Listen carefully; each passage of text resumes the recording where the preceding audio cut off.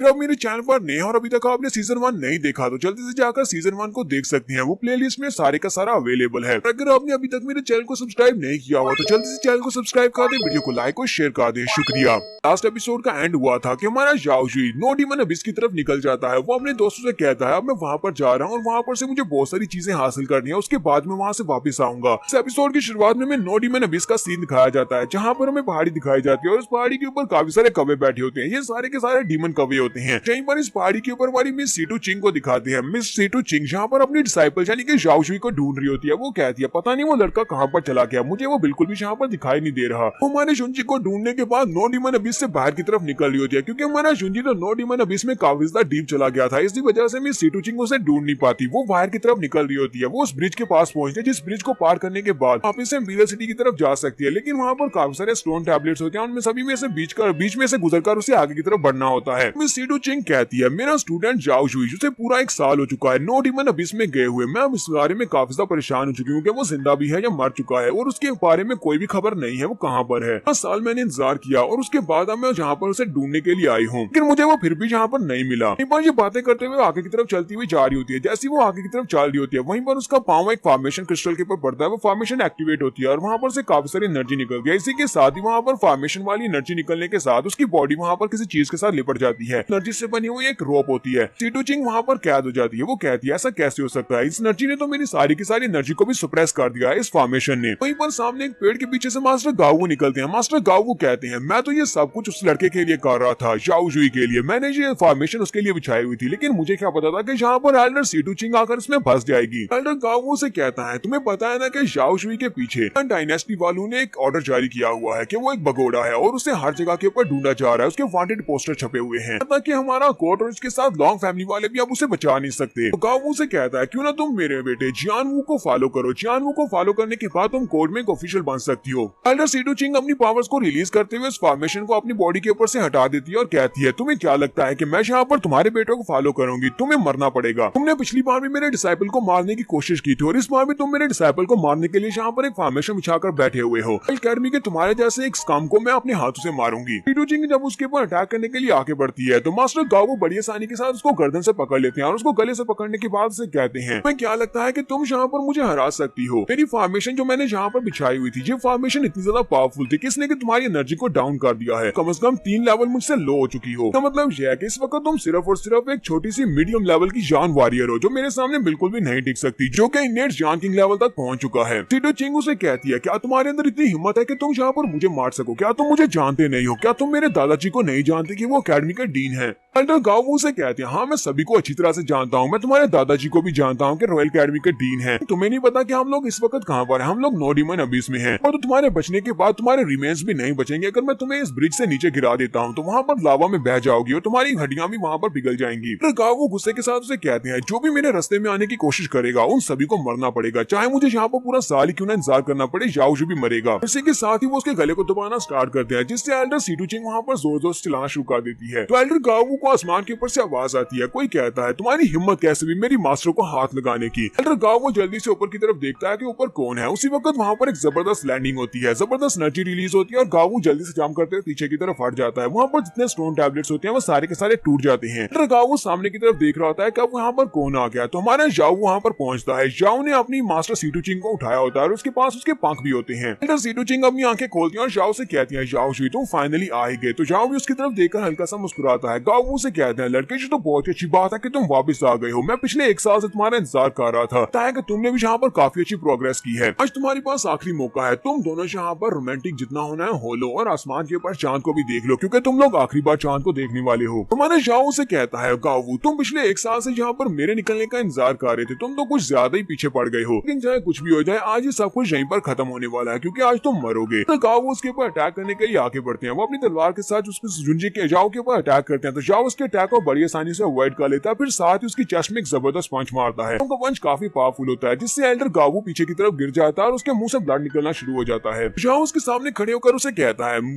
पूरे 1 साल से मैंने तुम्हें नहीं देखा और तुम यहाँ पर फिर से मेरे हाथ से मरने के लिए चले आए हो, मैं तुम्हारी विश को पूरा ही कर दूंगा। एल्डर गाओ काफी ज्यादा घबरा जाते हैं और कहते हैं ऐसा कैसे हो सकता है, क्या ये अभी भी वही जाओजुई है जो 1 साल पहले था? 1 साल में इसकी स्ट्रेंथ तो बहुत ज्यादा बढ़ चुकी है कि मैं भी इसका मुकाबला नहीं कर सकता, मुझे यहाँ पर इसके ऊपर सरप्राइज अटैक करना होगा। वो अपने पास पास से क्रिस्टल निकालते हैं और उसे सामने जाओ की तरफ फेंकने लगते हैं, लेकिन जाओ से क्रिस्टल को फेंकने से पहले उसके मुंह पर एक जबरदस्त पंच मारता है, जिससे वो उड़ता हुआ पीछे वाली दीवार के साथ जाकर टकराता है और उस दीवार के साथ टकराने के बाद वहीं पर उसके मुंह से और भी ज्यादा ब्लड निकलना शुरू हो जाता है। उसे कहता है तुम्हें क्या लगा था कि तुम यहाँ पर मेरे पास सरप्राइज अटैक कर सकते हो, तुमने वहाँ पर रॉयल अकेडमी में मुझे मारने की कोशिश की और उसके बाद अब तुम जहाँ पर मेरी मास्टर को मारने वाले थे। आज तुम्हें इस बात पर बहुत ज्यादा पछतावा होने वाला है कि तुमने ऐसा क्यों किया। तो जाओ ऊपर की तरफ जाम करते हुए अपनी डीमन पावर्स को रिलीज करता है और उसे पंच मारने के लिए आगे बढ़ता है। वो उसके करीब पहुंचता है, एल्डर गावू चिल्लाकर उसे कहता है क्या तुम्हें अपनी माँ और फॉक्स डीमन क्या उसकी जरा भी परवाह नहीं है, क्या तुम्हें नहीं लगता कि तुम मुझे मारोगे तो वो लोग भी मारे जाएंगे। सीडू चिंग भी उसे कहती है शाओशु प्लीज इसको ऐसे मत मारना, ये कुछ भी कर सकता है, हो सकता है कि इसने पहले से किसी को वहां पर भेजा हो। तो शाओशु वहां पर एक जबरदस्त पंच मारता है जिससे पीछे की सारी दीवार टूट जाती है, लेकिन शाओशु ने गावू को नहीं मारा होता। गावू बेचारा बहुत सा घबराया हुआ होता है, लेकिन जाओ ने उसको मारा नहीं है। एल्डर गावू हंसना शुरू कर देता है और उसे कहता है अगर आज मैंने यहाँ पर से न्यूज नहीं भेजी, अगर आज रात मेरे लोगों को खबर नहीं मिली कि मैं जिंदा हूँ, लोग तुम्हारी फैमिली लॉन्ग फैमिली में चले जाएंगे और वहां पर जाकर तुम्हारी माँ और फॉक्स डीमन दोनों लड़कियों को मार डालेंगे, क्योंकि दोनों ही तुम्हारी लॉन्ग फैमिली में तुम्हारा आने का इंतजार कर रही हैं। जाओ जी वाली बात सुनने के बाद उसके मुंह पर एक जबरदस्त पंच मारता है। फिर गावू से कहता है क्या वाकई में तुम्हें अपनी माँ और फॉक्स डीमन उन दोनों की जरा भी परवाह नहीं है। जाओ फिर से उसे एक जबरदस्त पंच मारता है और उसे कहता है कोशिश तो करके देखो, अगर तुमने मेरी फैमिली को नुकसान पहुंचाने की कोशिश भी की तो मैं तुम्हें यहाँ पर मार डालूंगा और साथ ही तुम्हारी पूरी की पूरी फैमिली को डिस्ट्रॉय कर दूंगा। गावू फिर से चिल्लाकर उसे कहते हैं तुम इस बात पर बहुत सा पछताने वाली हो, क्या लगता है कि मैं ऐसा नहीं कर सकता। आज रात तुम्हारी पूरी की पूरी लॉन्ग फैमिली तुम्हारे साथ ही दफनाई जाएगी, लॉन्ग फैमिली में सभी लोग मारे जाएंगे। जाओ जी वाली बात सुनने के बाद गुस्सा हो जाता है और उसे मारने के लिए वो पीछे की तरफ घूमता है। जैसे ही वो उसे मारने के लिए आगे बढ़ रहा होता है उसी वक्त उसके पास एक स्लैश गुजरती है, वो स्लैश सीधी जाकर एल्डर गावू की गर्दन पर लगती है और उस बेचारे की गर्दन कट जाती है। किसी और ने यहाँ पर आकर एल्डर गावू को जाओ से पहले मार दिया है। वो पेड़ के ऊपर खड़ा होता है, जाओ उसकी तरफ देखता है कि ये कौन है। उसे कहता है लड़के तुम्हें क्या लगता है कि यहाँ पर लॉन्ग फैमिली वालों को यंगर जनरेशन के लड़के के वापस आने का इंतजार करना पड़ेगा कि वो आकर हमारे लोगों को बचाए, हमारी लॉन्ग फैमिली को बचाए, हम लोग अभी जिंदा हैं। मास्टर सीटू चिंग जाओ के पास आती है और उसे कहती है क्या तुम इस एल्डर को जानती हो, ये कौन है जिसने गावू को सिर्फ एक स्ट्राइक में मार दिया है। जाओ उसे कहता है मुझे क्या पता, हो सकता है कि हमारी लॉन्ग फैमिली का कोई मरा हुआ एल्डर होगा। साथ ही जाओ मास्टर से कहता है मास्टर अब आपको बिल्कुल परेशान होने की जरूरत नहीं है, मैं एक साल पहले वाला जाओ बिल्कुल भी नहीं रहा। यहाँ पर एल्डर गावू जैसे लोग अब दोबारा मुझे कभी भी डरा धमका नहीं सकेंगे। उसके बाद ये दोनों वहाँ से वापस अपने इंपीरियल सिटी की तरफ चल पड़ते हैं। जाओ शैंग इंपीरियल सिटी में पहुंच जाते हैं। जैसे ही हमारा जाओ अपनी लॉन्ग फैमिली में वापस पहुंचता है तो लॉन्ग फैमिली का नौकर दरवाजा खोलता है। वो जैसी बाहर की तरफ देखता है तो उसके सामने हमारा जाओ खड़ा होता है। वो उसे देखते ही बहुत ज्यादा खुश हो जाता है और भागता हुआ अंदर आता है, कहता है मास्टर मैडम कहाँ पर हैं आप सभी लोग, देखिए हमारे यंग मास्टर वापस आ चुके हैं, यंग मास्टर जाओ वापस आ गए हैं। मम्मी वहाँ पर आते हैं और कहते हैं श्वेत तुम वापस आ गई, तो बहुत ही अच्छी बात है, ग्रैंडमा कितने अरसे से तुम्हारा इंतजार कर रहे थे। जाओ भी भागता हुआ ग्रैंडमा के पास आता है, उनके सामने झुकते हुए उनको रिस्पेक्ट देता है और कहता है ग्रैंडमा प्लीज मुझे माफ करना, मेरी वजह से आपको इतना परेशान होना पड़ा। ग्रैंडमा से कहता है तुम्हें ये सब कुछ करने की जरूरत नहीं है, तुम अभी अभी वापस आए हो, मैं तुमसे बाद में बात करूंगा। जाओ जाकर अपनी मदर और अपनी उस फॉक्स डीमन से मिल लो, लड़की और तुम्हारी मदर तुम्हारा कब से इंतजार कर रहे हैं। जाओ भागता हुआ अंदर जाता है जहाँ पर उसकी मदर और साथ में मी होती है। अपनी मॉम से कहता है मॉम क्या आप ठीक है, मुझे माफ करना, मैं पूरा एक साल बाहर रहा हूँ और आपसे मिलने के लिए आ भी नहीं सका, कि मैं एक अच्छा बेटा नहीं हूँ। उसकी मॉम से कहती है नहीं तुम्हें ये सब कुछ नहीं कहना चाहिए, तुम एक बहुत ही अच्छे बच्चे हो। साथ ही वो मी से कहता है मीन यांग तुम्हारा बहुत बहुत शुक्रिया, तुमने मेरी माँ का बहुत ही अच्छे से ख्याल रखा है, तुम बहुत ही अच्छी लड़की हो। मीन यांग भी उसे कहती है अब मैं बिल्कुल ठीक हूँ जबकि तुम वापस आ गए और मैं भी इस बात से बहुत ज्यादा खुश हूँ। ग्रैंडपा जाओ से कहते हैं जाओ मेरे साथ अंदर आओ, मुझे तुम्हें कुछ बताना है, हम लोग अंदर चलकर बात करते हैं। अंदर आने के बाद ग्रैंडपा से कहते हैं इस वक्त हालात काफी ज्यादा बुरे हैं, मुझे नहीं लगता कि तुम्हें अभी यहाँ पर वापस आना चाहिए था। उनसे कहता है ग्रैंडपा क्या बात है, मुझे यहाँ पर वापस क्यों नहीं आना चाहिए था, मुझे सारी बात डिटेल में बताएं। ग्रैंडपा उनसे कहते हैं इस वक्त हमारी डायनेस्टी में कुछ बहुत ही अजीब चल रहा है, इस वक्त कुछ रिबेलियस मिनिस्टर्स हैं जो कि जीटियां हान के साथ मिले हुए हैं, यानी कि हमारे प्राइम मिनिस्टर के साथ मिलकर सभी लोग थर्ड प्रिंस को अपना नया एम्परर बनाना चाहते हैं। इसी वजह से वो लोग यहाँ पर उसे नया लीडर बना रहे हैं। हमारी फैमिली हमेशा से इनके खिलाफ रही है, हमारी लॉन्ग फैमिली की हिस्ट्री इनके अलग रही है, इसी वजह से हम लोग उनका पहला टारगेट बनेंगे। तुम्हारे ऊपर पहले जो इल्जाम लगा था कि तुमने क्यूचैन को मारा है, वो इल्जाम दोबारा से तुम्हारे पर रीपोस्ट किया गया है और ये सब कुछ उस प्रिंस ने किया है जिसके तुमने हाथ तोड़ा था। वो कहता है क्या वाकई भी ये सब कुछ जी लिंथियान ने किया है, लेकिन लास्ट टाइम मैंने उसे जो सबक सिखाया था वो काफी नहीं था, इस बार मुझे उसे और भी ज्यादा टफ सबक सिखाना पड़ेगा। ग्रैंडपा से कहते हैं जाओ मैं तुम्हें एक बात का यकीन दिलाता हूँ, तुम्हारे ग्रैंडपा हालांकि बुढ़े हो चुके हैं लेकिन फिर भी मैं यहाँ पर तुम्हें प्रोटेक्ट कर सकता हूँ, चाहे मुझे कुछ भी करना पड़े, मैं तुम्हारी माँ और उस लड़की और तुम तीनों को प्रोटेक्ट करूंगा। जाओ उनसे कहता है ग्रैंडपा आपको बिल्कुल परेशान होने की जरूरत नहीं है, मैं वहाँ पर गया था नो डीमन अबिस में, तो मैंने वहाँ से बहुत कुछ हासिल किया है, इतना कुछ हासिल किया है कि अब हमारी फैमिली को और भी ज्यादा किसी से भी डरने की जरूरत नहीं है। तो वो अपनी रिंग को एक्टिवेट करता है और उस रिंग के अंदर से बहुत कुछ निकालता है, वो सारी के सारे स्पेशल एलिक्सर और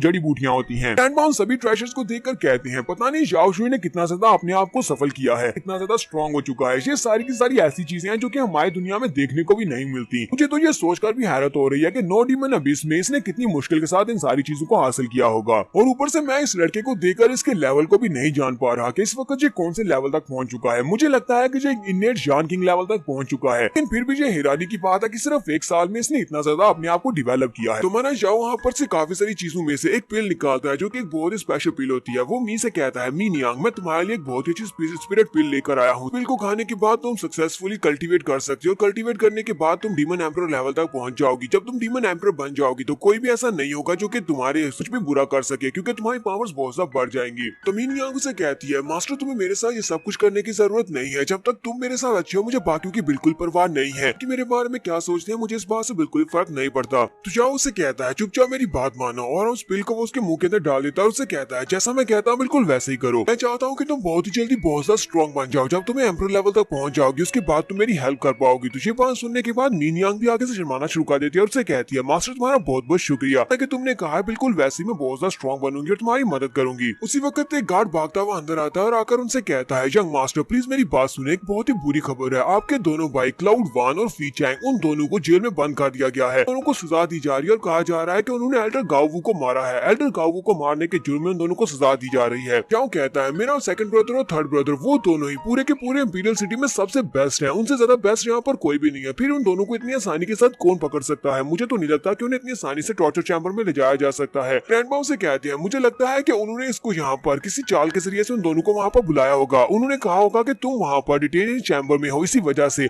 तुम्हारे दोनों भाई तुम्हें टॉर्चर चैम्बर में मिलने के लिए गए होंगे, लेकिन जैसे ही वहाँ पर पहुंचे होंगे उसी वक्त उन्होंने उन्हें वहाँ पर बंदी बना लिया। तो जाओ कहता है, तो मुझे लगता है कि जैसे मैं वापस आया हूँ कुछ लोगों को मरने की कुछ ज्यादा ही जल्दी है। चलो फिर ठीक है, उनकी ख्वाहिश को पूरा कर देते हैं। तो उसके बाद हमें नेक्स्ट सीन टॉर्चर चैम्बर का दिखाया जाता है। टॉर्चर चैम्बर में क्लाउड वान और फी चैंग को दिखाते हैं। क्लाउड वान कहता है, एल्डर ब्रदर कहाँ पर हो? उन लोगों से कह रहा होता है, तुमने कहा था कि मेरा एल्डर ब्रदर जाओ यहाँ पर है, चलो जल्दी से हमें उसके पास लेकर चलो। लेकिन वहाँ पर उनके सामने जो एल्डर घर बैठा होता है कि जो जज होता है वो उनसे कहता है, क्या तुम लोग यहाँ पर जाओ शुई की बात कर रहे हो? जाओ शुई तो अभी तक वापस नहीं आया। जाओ शुई तो उसी नो डीमन एबिस में मारा गया है, वो वापस कैसे आ सकता है? 1 साल गुजर चुका है और अब वापस नहीं आएगा। तो उसी वक्त फी चैंग अपना भाला निकालता है और उसे कहता है, फिर तुम यहाँ पर मेरे ब्रदर के खिलाफ जाना चाहते हो तो पहले तुम्हें यहाँ पर मुझसे निमटना होगा। मैं तुम्हें बताता हूँ कि मेरा ब्रदर मर चुका है या फिर अभी तक जिंदा है। तो जज उन दोनों से कहता है, तुम दोनों को यहाँ पर अपनी फिक्र करनी चाहिए, क्योंकि लॉन्ग फैमिली और इसके साथ जाओ शुई उन दोनों के पत्ते तो कट चुके हैं, क्योंकि कोर्ट ने लॉन्ग फैमिली की सपोर्ट को खत्म कर दिया है, जिसकी वजह से अब लॉन्ग फैमिली ज्यादा कुछ नहीं कर सकती। एल्डर गाओवू के अचानक गायब होने की वजह से ये सारे का सारा इल्जाम तुम दोनों भाइयों के ऊपर आएगा, क्योंकि तुम जाओ शुई के बहुत ज्यादा करीब थे। तुम्हें अपने बारे में फिक्र करनी चाहिए। तो क्लाउड वन कहता है, लगता है कि हमें तुम्हारे साथ ज्यादा देर बात करने की जरूरत नहीं है, क्योंकि तुम तो यहाँ पर सिर्फ और सिर्फ बकवास किए जा रहे हो। तुम हमें मारना चाहते हो तो बदले में हम भी तुम्हें मारेंगे। वो फी चैंग से कहता है, चलो फी चैंग और क्लाउड वन दोनों ही बड़ी स्पीड से जंप करते हुए उसके ऊपर अटैक करने के लिए आगे बढ़ते हैं। जैसे वो उसके ऊपर अटैक करने के लिए आगे बढ़ रहे होते हैं उसी वक्त उनके सामने खट्टा जॉन किंग लेवल का वॉरियर आकर खड़ा हो जाता है। वो उनके रास्ते को ब्लॉक करता है और वो काफी ज्यादा पावरफुल होता है। जब वो अपनी पावर्स को रिलीज करता है और उसके ऊपर अटैक करने के लिए आगे बढ़ता है और उन दोनों को पंचेस मारता है, तो वो दोनों ही अपने अपने वेपन को सामने करते हुए उसके पंचेस को ब्लॉक करते हैं, लेकिन उसके पंचेस को ब्लॉक नहीं कर पाते। वो दोनों काफी ज्यादा घबराए हुए होते हैं कि ये तो एक इनेट जॉन किंग है, हम लोग इसे ज्यादा देर तक रोक नहीं पाएंगे। तो उसी वक्त उस बड़े से गंजे वाले इनेट जॉन किंग को जबरदस्त झटका लगता है, क्योंकि हमारे जाओ शुई का बाला उसकी गर्दन के आर पार होता है। जाओ शुई वहाँ पर पहुंच आया। वो वहाँ पर आकर कहता है, अगर तुम लोग यहाँ पर मेरे भाइयों को नुकसान पहुंचाने वाले हो तो सबसे पहले मुझसे निमटना होगा। जो भी मेरे भाइयों को मारना चाहता है वो मरेगा। और उसके दोनों भाई भी बहुत ज्यादा खुश हो जाते हैं। तो एल्डर भी वहाँ पर देख रहा होता है, ऐसा कैसे हो सकता है, ये यहाँ पर कहाँ से आ गया? वो अपने गार्ड से कहता है, गार्ड जल्दी से यहाँ पर आओ, इसको अरेस्ट करो, ये कल्प्रिट है, इसने हमारे एक साथी को मार दिया है। इस वक्त वहाँ पर तीनों इनेट जॉन किंग आकर अपीयर होते हैं। वो तीनों इनके ऊपर अटैक करने के लिए आगे बढ़ते हैं। तो कहता है, सेकंड और थर्ड ब्रदर है कि आज हमें यहाँ पर काफी ज्यादा मजा आने वाला है। काफी अरसे के बाद हम लोग मिल रहे हैं और यहाँ पर हम लोग आपस में एक दूसरे के स्किल्स को देखेंगे कि हम लोग कितने ज्यादा बेहतर हो चुके हैं। उनमें से एक जाओ के ऊपर अटैक करता है, तो जाओ अपने बाले को सामने की तरफ करते हुए उसके अटैक को ब्लॉक करता है कि बाकी के दोनों अटैक करने के लिए आगे बढ़ते हैं। वो फी चैंग और क्लाउड वन के ऊपर अटैक करने के लिए आगे बढ़ रहे होते हैं। जाओ पीछे की तरफ देखता है, कहता है तीनों के तीनों इनेट जॉन किंग्स हैं और बहुत ज्यादा स्ट्रॉन्ग भी हैं। लगता है कि मुझे अपने दोनों भाइयों को बचाने के लिए जल्दी से जल्दी इस बंदे को मारना होगा ताकि मैं वहां पर जा सकूं। तो इसके लिए मुझे अपने इनेट पावर को यूज करना होगा जो कि ईगल एम्परर से मिली है। तो जो बंदा जाओ के ऊपर अटैक कर रहा होता है वो उसे कहता है, जिस सिचुएशन में इस वक्त तुम हो मुझे नहीं लगता कि तुम्हें बाकी के बारे में सोचना चाहिए, क्योंकि तुम्हें इस वक्त सिर्फ और सिर्फ अपनी फिक्र करनी चाहिए। और इसी के साथ ही वो बंदा अपने हाथ को घुमाते हुए हमारे जाओ के ऊपर एक स्लैश लगाता है, जबकि जाओ जल्दी से जंप करते पीछे हट जाता है। जाओ उसे कहता है, तुम काफी ज्यादा अच्छे हो लेकिन इतने भी अच्छे नहीं हो।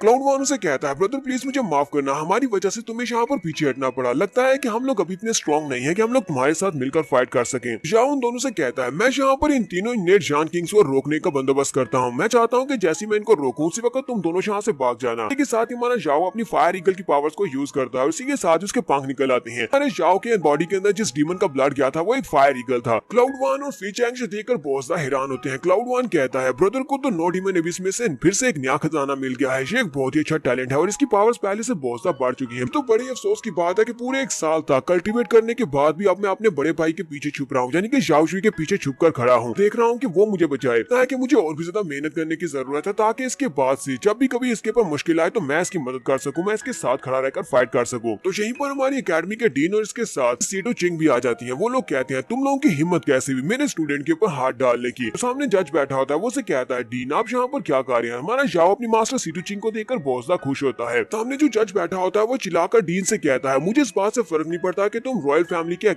तुम रॉयल एकेडमी के एक डीन हो, मेरे पास जो सबूत है वो बिल्कुल क्लियर है। जाओ शुई ने ही गावू को मारा है, इसी वजह से यहाँ पर सजा दी जाएगी। तो डीन उसे कहते हैं मुझे अच्छी तरह से पता है कि गावू कैसे मरा है। गावू प्रैक्टिस कर रहा था, प्रैक्टिसिंग के दौरान वो कल्टीवेशन की ऐसी स्टेज के ऊपर पहुंच गया था जहां से बाहर निकलना उसके लिए पॉसिबल नहीं था, जिसकी वजह से वो मारा गया। हमें नहीं लगता कि तुम्हारे पास ऐसे कोई सबूत होंगे जिसकी वजह से याओशुई को फंसाया जा सकता है। तो जज उसे कहता है हमारे पास गावू की बॉडी मौजूद है। आपने कहा कि वो कल्टीवेशन के दौरान ऐसे एस्पेक्ट में चला गया था जहाँ से बाहर निकलना पॉसिबल नहीं था और वो इसी वजह से मारा गया। लेकिन आप मुझे ये बताएं कि आपने कभी किसी ऐसे बंदे को देखा है जो कल्टीवेशन के ओवरलोड होने की वजह से मरा हो लेकिन उसकी गर्दन के ऊपर तलवार के कटने का हो, हमारे पास डेड बॉडी मौजूद है। डीन उसकी तरफ देखते हैं और उसे कहते हैं अच्छा तो तुम्हारे कहने का मतलब यह है कि तुम्हारे पास सबूत है। वो साथ ही अपनी पावर्स को रिलीज करते हैं और एल्डर गावू की डेड बॉडी के ऊपर अटैक करते हैं। जैसे ही वो उसके ऊपर अटैक करते हैं तो उसकी डेड बॉडी वहीं पर हाक बन जाती है, यानी कि सबूत मिट चुका है। देखकर जज भी काफी ज्यादा हैरान हो जाता है। वो कहता है ये तुमने क्या कर दिया। तो डीन उसे कहते हैं मुझे तो यहाँ पर कोई भी लाश दिखाई नहीं दे रही। तुमने कहा कि एल्डर गावू मार चुके हैं लेकिन यहाँ पर तो कोई भी सबूत नहीं है। मुझे लगता है कि तुम यहाँ पर मेरे स्टूडेंट को बस बुली कर रहे हो, तुम उसके ऊपर फेक इल्जाम लगा रहे हो। अगर तुम्हारे पास कोई और सबूत है तो लाओ। जब सीटो चिंग भी उसे कहती है हाँ मुझे भी ऐसे लगता है कि तुम लोग यहाँ पर मेरे स्टूडेंट के ऊपर इल्जाम लगा रहे हो, तुम लोग बस यहाँ पर ये सारी फेक बातें कर रहे हो।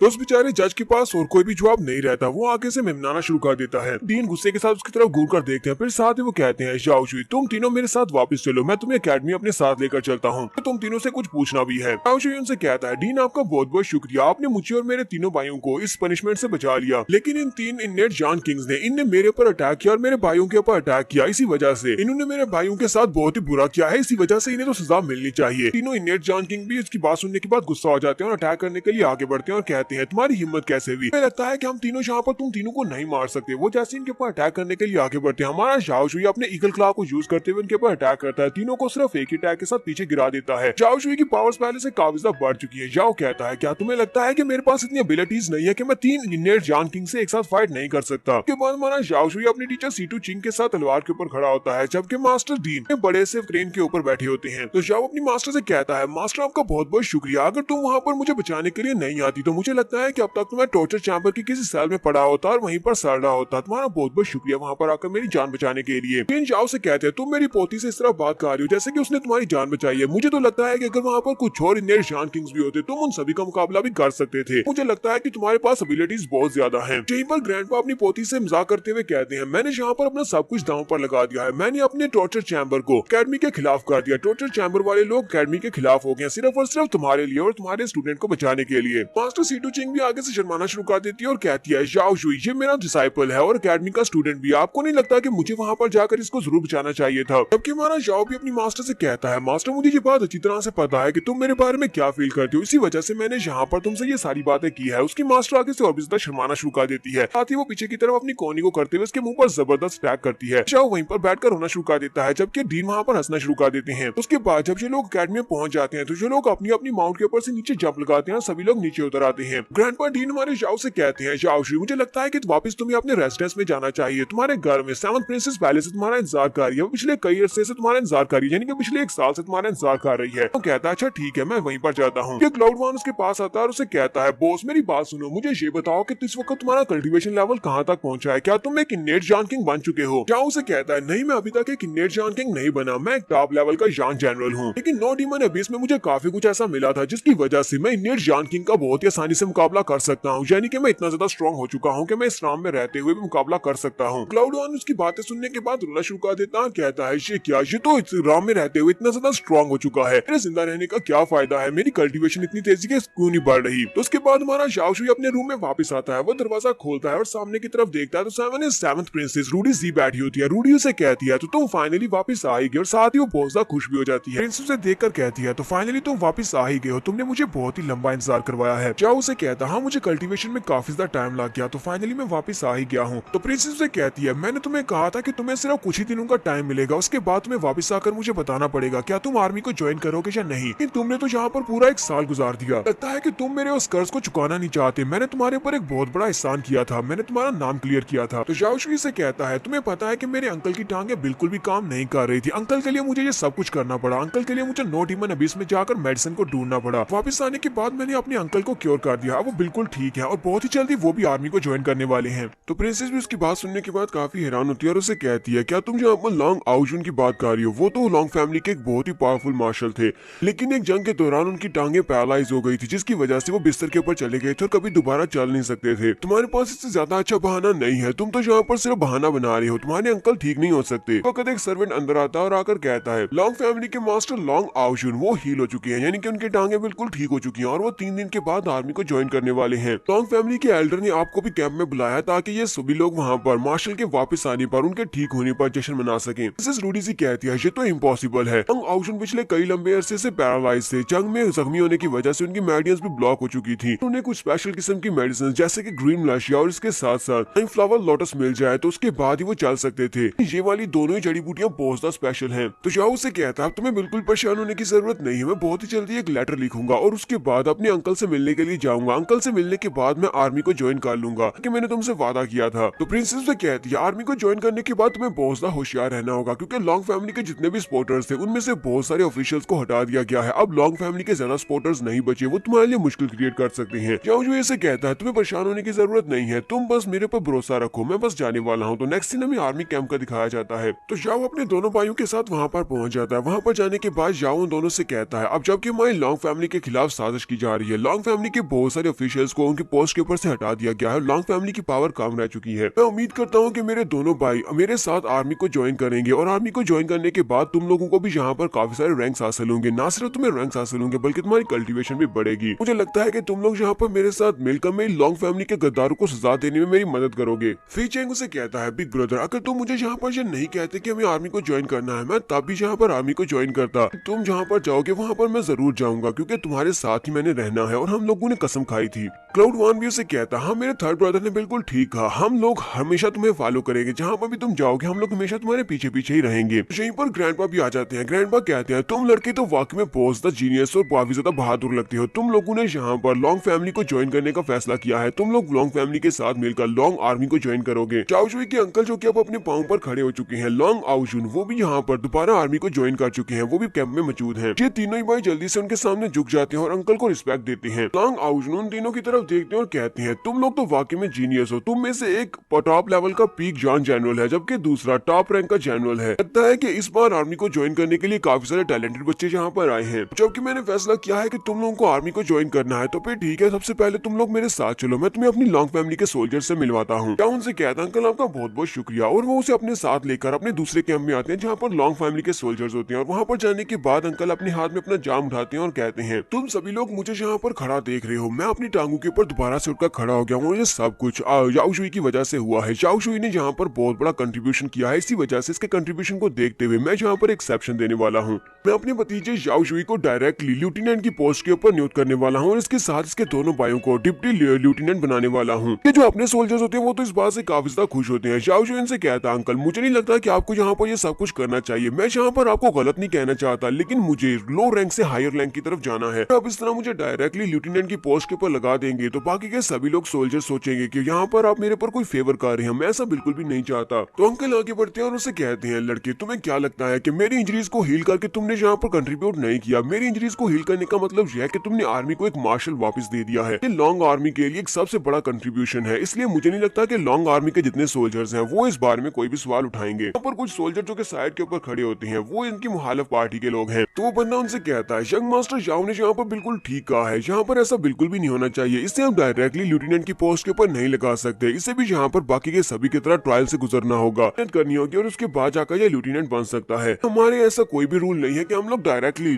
नए आने वाले सोल्जर्स को यहाँ पर डायरेक्टली लेफ्टिनेंट बना दे। अंग आउशन इस बात से काफी ज्यादा गुस्सा हो जाते हैं। वो अपने ग्लास को भी फेंक देते हैं और उसे कहते हैं, तुम्हारे जैसा एक छोटा सा वॉरलॉर्ड मेरे ऊपर उंगली उठा रहा है। तुम्हें पता नहीं है कि मैं कौन हूँ? मैं एक मार्शल हूँ। तुम्हें लगता है कि तुम्हारा मास्टर जी टाई हान, मैं उससे डरता हूँ। मैं जी टाई हान से बिल्कुल भी नहीं डरता। अगर वो मेरी लॉन्ग फैमिली के खिलाफ है, इसका मतलब ये नहीं है कि तुम लोग खुले में कुछ भी मेरे खिलाफ कर सकते हो। सामने वाला सोल्जर उसे कहता है, मार्शल प्लीज शांत हो जाए। मुझे यहाँ पर कोर्ट की तरफ से भेजा गया है ताकि मैं यहाँ पर मिलिट्री की मैनेजमेंट कर सकूं। कोई वॉरियर नहीं हूँ, बल्कि मेरा काम मैनेजमेंट को देखना है। ऊपर से प्रिंस अभी बहुत ज्यादा यंग है, यानी कि यंग मास्टर जाओ भी बहुत ज्यादा यंग है। मुझे नहीं लगता कि इनके पास इतनी क्वालिफिकेशंस है कि इन्हें आर्मी को ज्वाइन करने के फौरन बाद ही मिलिट्री का लेफ्टिनेंट बना दिया जाए। बाकी के सारे सोल्जर भी इसके ऊपर सवाल उठा सकते हैं। शाओ जुई से कहता, अब तो मुझे इस बात में और भी ज्यादा इंटरेस्ट हो रही है। एल्डर, मुझे ये बात बताएं, आपके कहने का मतलब क्या है? आपके कहने का मतलब ये है कि अगर मेरे तीनों भाई, यानी कि मैं और मेरे दोनों भाई, अगर हम लोग अपनी स्ट्रेंथ को यहाँ पर साबित कर देते हैं कि हम लोग इतने स्ट्रॉन्ग हैं, यहाँ पर कोई भी दूसरा सोल्जर, ना ही आपको इस बात से कोई मसला होगा कि हम लोग लेफ्टिनेंट की पोस्ट के ऊपर डायरेक्टली अपॉइंट कर दिए गए हैं।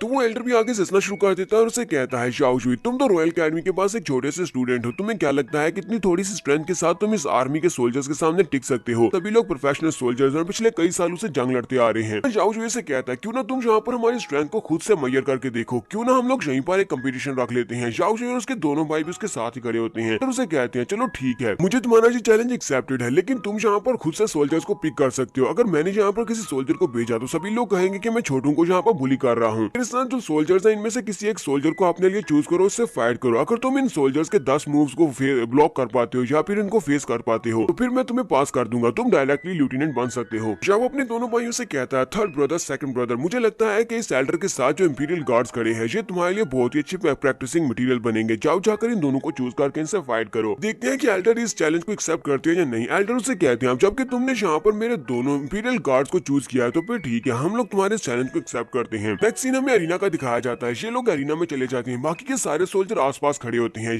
क्लाउड वन और फी चेंग दोनों ही अरीना के सेंटर में खड़े होते हैं और उसके सामने दोनों इंपीरियल गार्ड्स होते हैं। क्लाउड वन अपने भाई से कहता है, फी चेंग, क्यों ना तुम यहाँ पर आराम से खड़े रहो और मुझे इन दोनों से निमटने दो। फी चेंग उसे कहता है, क्या मैं सारे का सारा खाना तुम्हें अकेले खाने दूं? ऐसा तो बिल्कुल भी नहीं हो सकता, मुझे भी यहाँ पर इससे इन्हें पीटना है। तो दोनों इंपीरियल गार्ड्स उनके ऊपर अटैक करने के लिए आगे बढ़ते हैं और कहते हैं, तुम दोनों ही बच्चे यहाँ पर कुछ ज्यादा ही ब्रैगिंग कर रहे हो। तुम्हें क्या लगता है कि तुम लोग हमें हरा सकते हो? चलो देखते हैं कि यहाँ पर अब किसका क्या बनने वाला है। और वो दोनों ही अपनी अपनी तलवार लेकर उनके ऊपर अटैक करने के लिए आगे बढ़ते हैं और दूसरी तरफ से हमारे दोनों हीरो भी अपनी अपनी तलवारों को सामने की तरफ करते हैं, उनके अटैक्स को ब्लॉक करते हैं। क्लाउड वन फी चेंग की तरफ देखता है और उसे कहता है, ब्रदर, तुम्हें परेशान होने की जरूरत नहीं है, ये वाला गार्ड तुम्हारा ही है जिससे तुम फाइट कर रहे हो। मैं तो अपने वाले को ही हराने वाला हूँ। उसे कहता है, हाँ क्यों नहीं, पर मैं अपने वाले को हरा दूं, उसके बाद देखना मैं तुम्हारे वाले को भी हरा दूंगा। ये दोनों ही अपनी अपनी तलवारों को सामने की तरफ झटका देते हैं तो वो दोनों ही गार्ड्स पीछे की तरफ गिर जाते हैं। दोनों इंपीरियल गार्ड्स के पीछे गिरने के बाद वो दोनों कहते हैं, ये लड़के तो काफी ज्यादा स्ट्रॉन्ग लगते हैं, लगता है कि हमें यहाँ पर उस सीक्रेट टेक्निक को यूज करना पड़ेगा। उस मूव को यूज किए बिना हम लोग यहाँ पर जीत नहीं पाएंगे। वो दोनों उठकर खड़े हो जाते हैं और यहाँ पर अपनी फ्यूजन टेक्निक को यूज करने वाले हैं। वो दोनों अपने अपने हाथ को जोड़ते हैं, साथ ही अपने अपने मुंह को भी जोड़ लेते हैं और अपने स्पेशल मूव जिसका नाम वन स्वर्ड यूनियन होता है उसको यूज करते हुए आगे की तरफ बढ़ते हैं। क्लाउड वन और फी चेंग दोनों ही उनके स्पेशल मूव को देखकर हंसना शुरू कर देते हैं, जबकि वो दोनों इंपीरियल गार्ड्स बड़ी स्पीड से उनकी तरफ आगे बढ़ती है। उनकी पावर्स काफी ज्यादा बढ़ जाती है, लेकिन इसी के साथ जब वो उनके करीब पहुंचते हैं, क्लाउड वन अपने वाले को किक मारता है, जबकि फी चेंग अपने वाले के मुंह पर एक पंच मारता है और उन दोनों को वो लोग हवा में उड़ा देते हैं और वो दोनों ही उड़ते हुए जाकर अपने एल्डर के पास गिरते हैं और हार जाते हैं। एल्डर भी इस बात से हैरान तो होते हैं, लेकिन साथ ही वो कहते हैं, काफी अच्छे हो तुम दोनों, वाकई में बहुत ज्यादा अच्छे हो। थर्ड मार्शल ने यहाँ पर तुम्हें चूज किया है तो इसका मतलब यह है कि तुम्हारे पास स्ट्रेंथ तो होनी चाहिए थी। फिर वो जाओ शुई से कहता है, तो यंग मास्टर जाओ, क्यों ना अब हम दोनों यहाँ पर फाइट करें, तुमसे मैं फाइट करूंगा। हमारा जाओ शुई इस एल्डर से कहता है, एल्डर प्लीज यहाँ पर आप पूरी कोशिश करना कि आप अपनी फुल स्ट्रेंथ को रिलीज करें, क्योंकि अगर आप अपनी फुल स्ट्रेंथ को यूज नहीं करेंगे एक सारा इल्जाम मेरे ऊपर आ जाएगा कि मैंने इंपीरियल फैमिली के इंपीरियल कोर्ट के एक मेंबर को जख्मी कर दिया है। मैं आपको जख्मी नहीं करना चाहता। और उसकी बात सुनने के बाद उसके ऊपर अटैक करने के लिए आगे बढ़ते हैं। उनके हाथ में उनका फैन होता है, वो अपने फैन के साथ उसके ऊपर अटैक करते हैं, जबकि जाओ अपने हाथ को सामने की तरफ करते हुए उसके फैन को ब्लॉक करता है। जैसे वो उसके फैन को ब्लॉक करता है वो टूट जाता है, उसके फैन के टुकड़े टुकड़े हो जाते हैं। बाद से वो एल्डर भी काफी ज्यादा हैरान होता है, कहता है ऐसा कैसे हो सकता है, ये तो एक मिडिल ग्रेड का स्पिरिचुअल वेपन था, लेकिन इस लड़के ने सिर्फ और सिर्फ फिजिकल स्ट्रेंथ को यूज करते हुए इस वेपन को बड़ी आसानी से तोड़ दिया है। लगता है कि क्लोज कॉम्बैट मेरे लिए ठीक नहीं रहेगी, मुझे थोड़े डिस्टेंस पर जाना होगा। और वो जल्दी से जंप करते हुए उसके पीछे वाली साइड पर चला जाता है ताकि वो थोड़ा सा डिस्टेंस क्रिएट कर सके, लेकिन जैसे वो जंप करते पीछे जा रहा होता है तो शाओ शुई बड़ी स्पीड से उसके पास पहुंच जाता है। वो पीछे वाली साइड से उसे एक जबरदस्त किक मारता है जिससे वो और भी ज्यादा ऊंचा हवा में चला जाता है। ऊंचा जाने के के बाद वो नीचे की तरफ देखता है और कहता है वो लड़का कहाँ पर चला गया, वो मुझे नीचे दिखाई क्यों नहीं दे रहा। शाओ शुई अपने फायर ईगल डीमन के पंख को निकालता है और उड़ता हुआ ऊपर चला जाता है। ऊपर वाली साइड से वो एल्डर के ऊपर अटैक करता है। वो उसे एक जबरदस्त पंच मारता है जिससे एल्डर उड़ता हुआ सीधा आकर रीना के सेंटर में गिरता है। वहां पर एक जबरदस्त धमाका होता है। सभी लोग सामने की तरफ देख रहे होते हैं कि उस वारलॉर्ड का क्या हुआ। वो सभी लोग चिल्लाकर उसका नाम पुकार रहे होते हैं। थोड़ी देर के बाद जब वहां से धुआं हटता है तुम्हारा शाओ शुई वहां पर खड़ा होता है और उसने एल्डर के ऊपर अपना पाँव रखा होता है, यानी कि एल्डर वहां पर बेहोश हो चुका होता है। उसने एल्डर को हरा दिया है। उस गार्ड को हराने के बाद लॉन्ग फैमिली के जितने सोल्जर्स होते हैं वो सभी लोग चिल्ला चिल्ला कर कहना शुरू कर देते हैं कि हम लोग इसे अपना लेफ्टिनेंट मानते हैं। क्योंकि लॉन्ग आउशुन ने कहा था कि वो इसे डायरेक्टली लेफ्टिनेंट बनाना चाहता है, हालांकि इसने अभी भी आर्मी को ज्वाइन किया, इसी वजह से वो लोग इसे अपोज कर रहे थे। तो शाओ भी यहाँ पर अपना पहला भाषण देते हुए सभी लोगों से कहता है हमारी लॉन्ग फैमिली ने फ्रंटियर के ऊपर बहुत कुछ अपनी खिदमत सरंजाम दी है। इन्होंने वॉर में बहुत कुछ किया है, अपने बहुत सारे लोगों को खोया लेकिन बहुत सारे लोगों की जानें भी बचाई हैं। सालों से हम लोग बैटलफील्ड के ऊपर फाइट करते आ रहे हैं। हमारी लॉन्ग फैमिली की एक बहुत ही पुरानी हिस्ट्री है और अब जबकि मैंने शाओ शुई ने लेफ्टिनेंट का पद संभाल लिया है तो अब मैं भी आगे फ्यूचर में जाकर बहुत सारे लोगों की जान बचाऊंगा और बहुत कुछ कारनामे करूंगा ताकि मैं अपनी लॉन्ग फैमिली की खोई हुई इज्जत को वापस हासिल करने में मदद कर सकूं। बट अंकल आगे बढ़ते हैं और उससे कहते हैं शाओ शुई मुझे ये बताओ क्या तुम्हारे पास कोई प्लान है? मुझे लगता है कि तुमने पहले से कुछ सोच रखा है। शाओ शुई कहता है 1 साल पहले जब हम लोग यहाँ पर थे तब मेरा सामना tiger teeth demon hunting group वालों के साथ हुआ था और मैंने उसके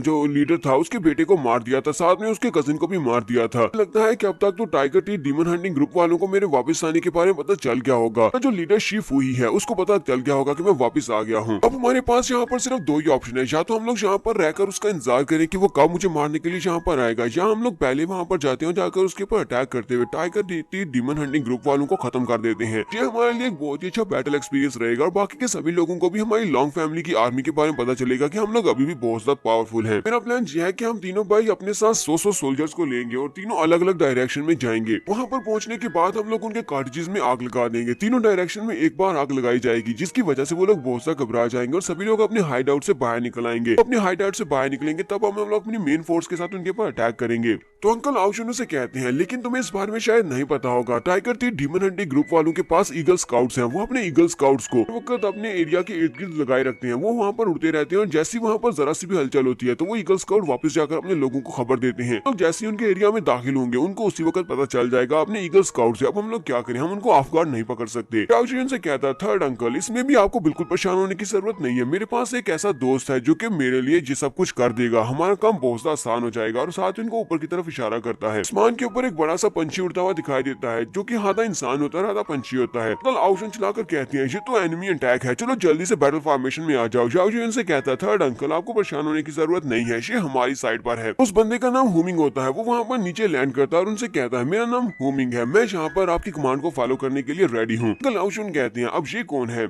शाओन से कहता अंकल मैं इसके बारे में आपको बाद में डिटेल में बता दूंगा कि ये कौन है और ये कहां से आया है। नो डीमन अबिस में मिला था और इसे अपने साथ लेकर आया हूँ। ये वहाँ पर बहुत ज्यादा पावरफुल है, इसकी स्ट्रेंथ बहुत ज्यादा है और ये उड़ सकता है। मैं इन्हें वहाँ पर पहले भेजने वाला हूँ। वहाँ पर जितने भी ईगल स्काउट्स होंगे ये उन सभी से निमट लेगा, हमारा काम बहुत ज्यादा आसान कर देगा। तो हुमिंग उनसे कहता है मैं आपके लिए रास्ते को क्लियर कर देता हूँ, आधे घंटे के बाद आप सभी लोग वहाँ पर पहुंच जाना और आपके लिए रास्ता बिल्कुल क्लियर होगा। अपने सोल्जर्स को लेकर वहाँ पर आसानी से जा सकते हैं। सभी लोग उसे कहते हैं चलो फिर ठीक है, हम सभी लोग रेडी हैं। हम सभी लोग भी निकलने लगे हैं और उड़ता हुआ पहले सबसे आगे चला जाता है। सीना में tiger teeth demon hunting group वालों के मेन चैम्बर का दिखाया जाता है जहाँ पर शिफू ही अपनी गोद में कुछ लड़कियां लेकर बैठा होता है और एक लड़की को थप्पड़ मारकर नीचे फेंक देता है और कहता है तुम यहाँ पर प्रेग्नेंट नहीं हो सकती, चलो दफा हो जाओ, मुझे तुमसे यहाँ पर कुछ भी नहीं चाहिए, जाओ जाकर मेरे ब्रदर्स को सर्व करो। साथ ही वो अपने दूसरे साथी के ऊपर चिल्लाकर उसे कहता है बेवकूफ गधे कहेंगे, तुम अभी तक यहाँ पर क्या कर रहे हो? मैंने तुमसे कहा था कि मेरे लिए और ज्यादा लड़कियां लेकर आओ, जाओ जल्दी से जाकर कोई और लड़की लेकर आओ। तुम चाहते हो कि यहाँ पर मैं अपने आप ही मारा जाऊँ? मुझे एक बच्चा चाहिए। शाओ शुई ने मेरे इकलौते बेटे को मार दिया था और अब मुझे यहाँ पर अपने बेटे की जगह पर एक और बेटा चाहिए। उसने न सिर्फ मेरे बेटे को मारा बल्कि मेरे भतीजे को भी मार डाला। वो लॉन्ग फैमिली में वापस आ गया है, मुझे पता चला है। बहुत ही जल्दी मैं उससे बदला लेने के लिए जरूर जाऊंगा।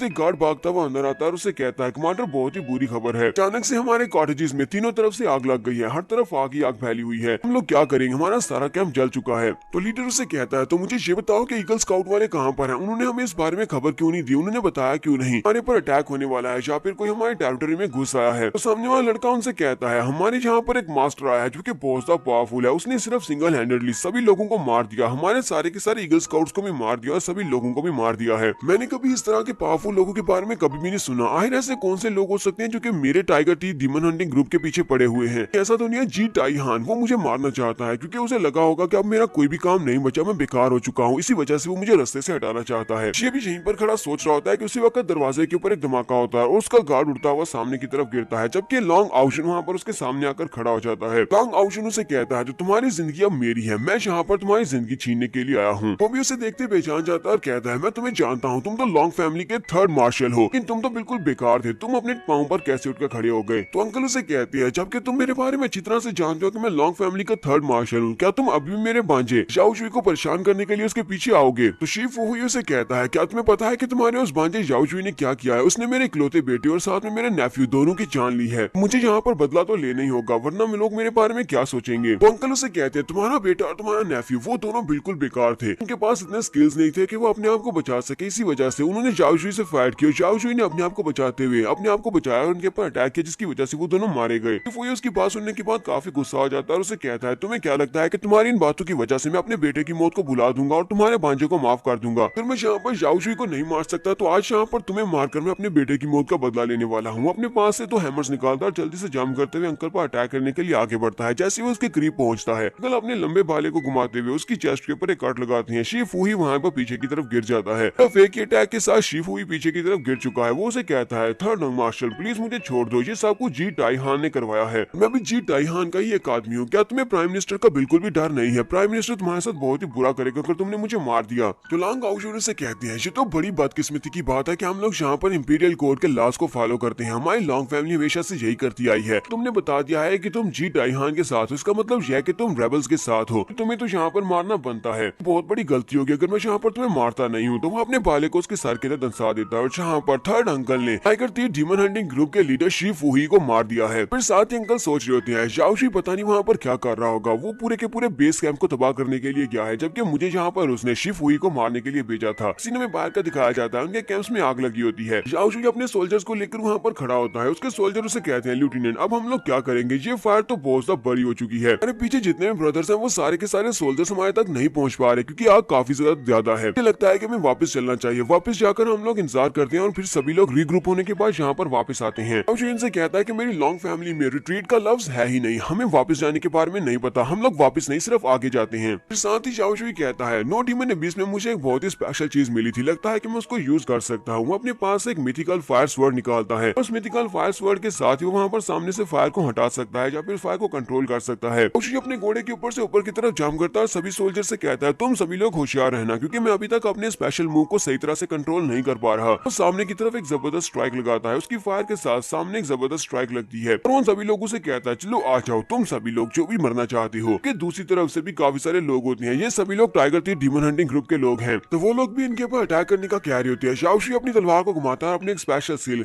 इवन बर्निंग स्किल को यूज करता है और सामने की तरफ एक जबरदस्त स्लैश लगाता है और सामने जो गार्ड होता है उसको जला देता है। उसके साथ बाकी जो साथी होते हैं वो काफी ज्यादा घबरा जाते हैं। दोनों भाई भी वहाँ पर पहुंच जाते हैं और उसे कहते हैं सीनियर ब्रदर हम दोनों भी यहाँ पर आ गए, हमें भी तुम्हारी हेल्प करने दो। जाओ शुई उन दोनों से कहता है सेकंड ब्रदर थर्ड ब्रदर चलो जल्दी से अपने सारे सोल्जर्स को सिमुलेट करो, हम सभी लोग दोबारा से इनके ऊपर अटैक करने के लिए रेडी होने वाले हैं। साथ ही माना जाओ शुई फिर से अपनी तलवार को ऊपर की तरफ उठाते हुए ह्यूमन बर्निंग स्लैश को यूज करता है और नीचे जबरदस्त आग से अटैक करता है। यहाँ पर गैंग के जितने मेंबर्स होते हैं वो सभी लोग अपने घोड़ों के ऊपर से नीचे गिर जाते हैं। इस वक्त फीचेंग चिल्लाकर उसे कहता है सीनियर ब्रदर अपने पीछे देखो। तो हमारे जाओ शुई के पीछे एक नेट जान किंग होता है जिसके पास उसका बड़ा सा बैट होता है जो कि लकड़ी का बैट होता है। वो अपने लकड़ी के बैट के साथ जाओ के ऊपर अटैक करता है। शी फुही का ये बड़ा भाई होता है जिसका नाम शी फूमा होता है। फूमा उसे कहता है लड़के तुम्हें क्या लगता है कि तुम लोग यहाँ पर आओगे और मेरी इस गैंग को प्रोवोक कर सकते हो? क्या तुम्हें लगता है कि हमारे पास पावरफुल लोगों की कमी है जो कि हम लोग यहाँ पर से तुम्हें वापस खदेड़ नहीं सकते? तुम्हारा शाओ से कहता है तुम सभी लोग तो पास एक छोटी सी गैंग हो, तुम्हें क्या लगता है कि हम जैसे लोगों को तुम्हारे जैसे लोगों से डरने की जरूरत है? हमें तुम्हारी बिल्कुल ही परवाह नहीं है, इसलिए मैं थोड़े से सोल्जर्स को लेकर आया हूँ तुम सभी को मारने के लिए। फूमा भी काफी ज्यादा गुस्सा हो जाता है और कहता है तुम्हारा नाम जाओ शुई है, तुम ही वो लड़के हो जिसने मेरे बेटे शीपैंग को मारा था, मैं अपने बेटे का बदला लेने के लिए तुम्हें मारने वाला हूँ। तो वो उसके ऊपर अटैक करने के लिए आगे बढ़ता है जबकि हमारा जाओ उसके अटैक को अवॉइड करते हुए कहता है मैंने बहुत सारे लोगों की जान लिया, मुझे नहीं पता कि तुम्हारा बेटा कौन था। शी फूमा बहुत ज्यादा गुस्सा हो जाता है, अपनी पावर्स को रिलीज करता है और उसे कहता है लड़के अब तुम मेरे हाथों से बिल्कुल भी नहीं बचने वाले, तुम्हारे ब्लड को यहाँ पर यूज करने वाला हूँ अपने बेटे की,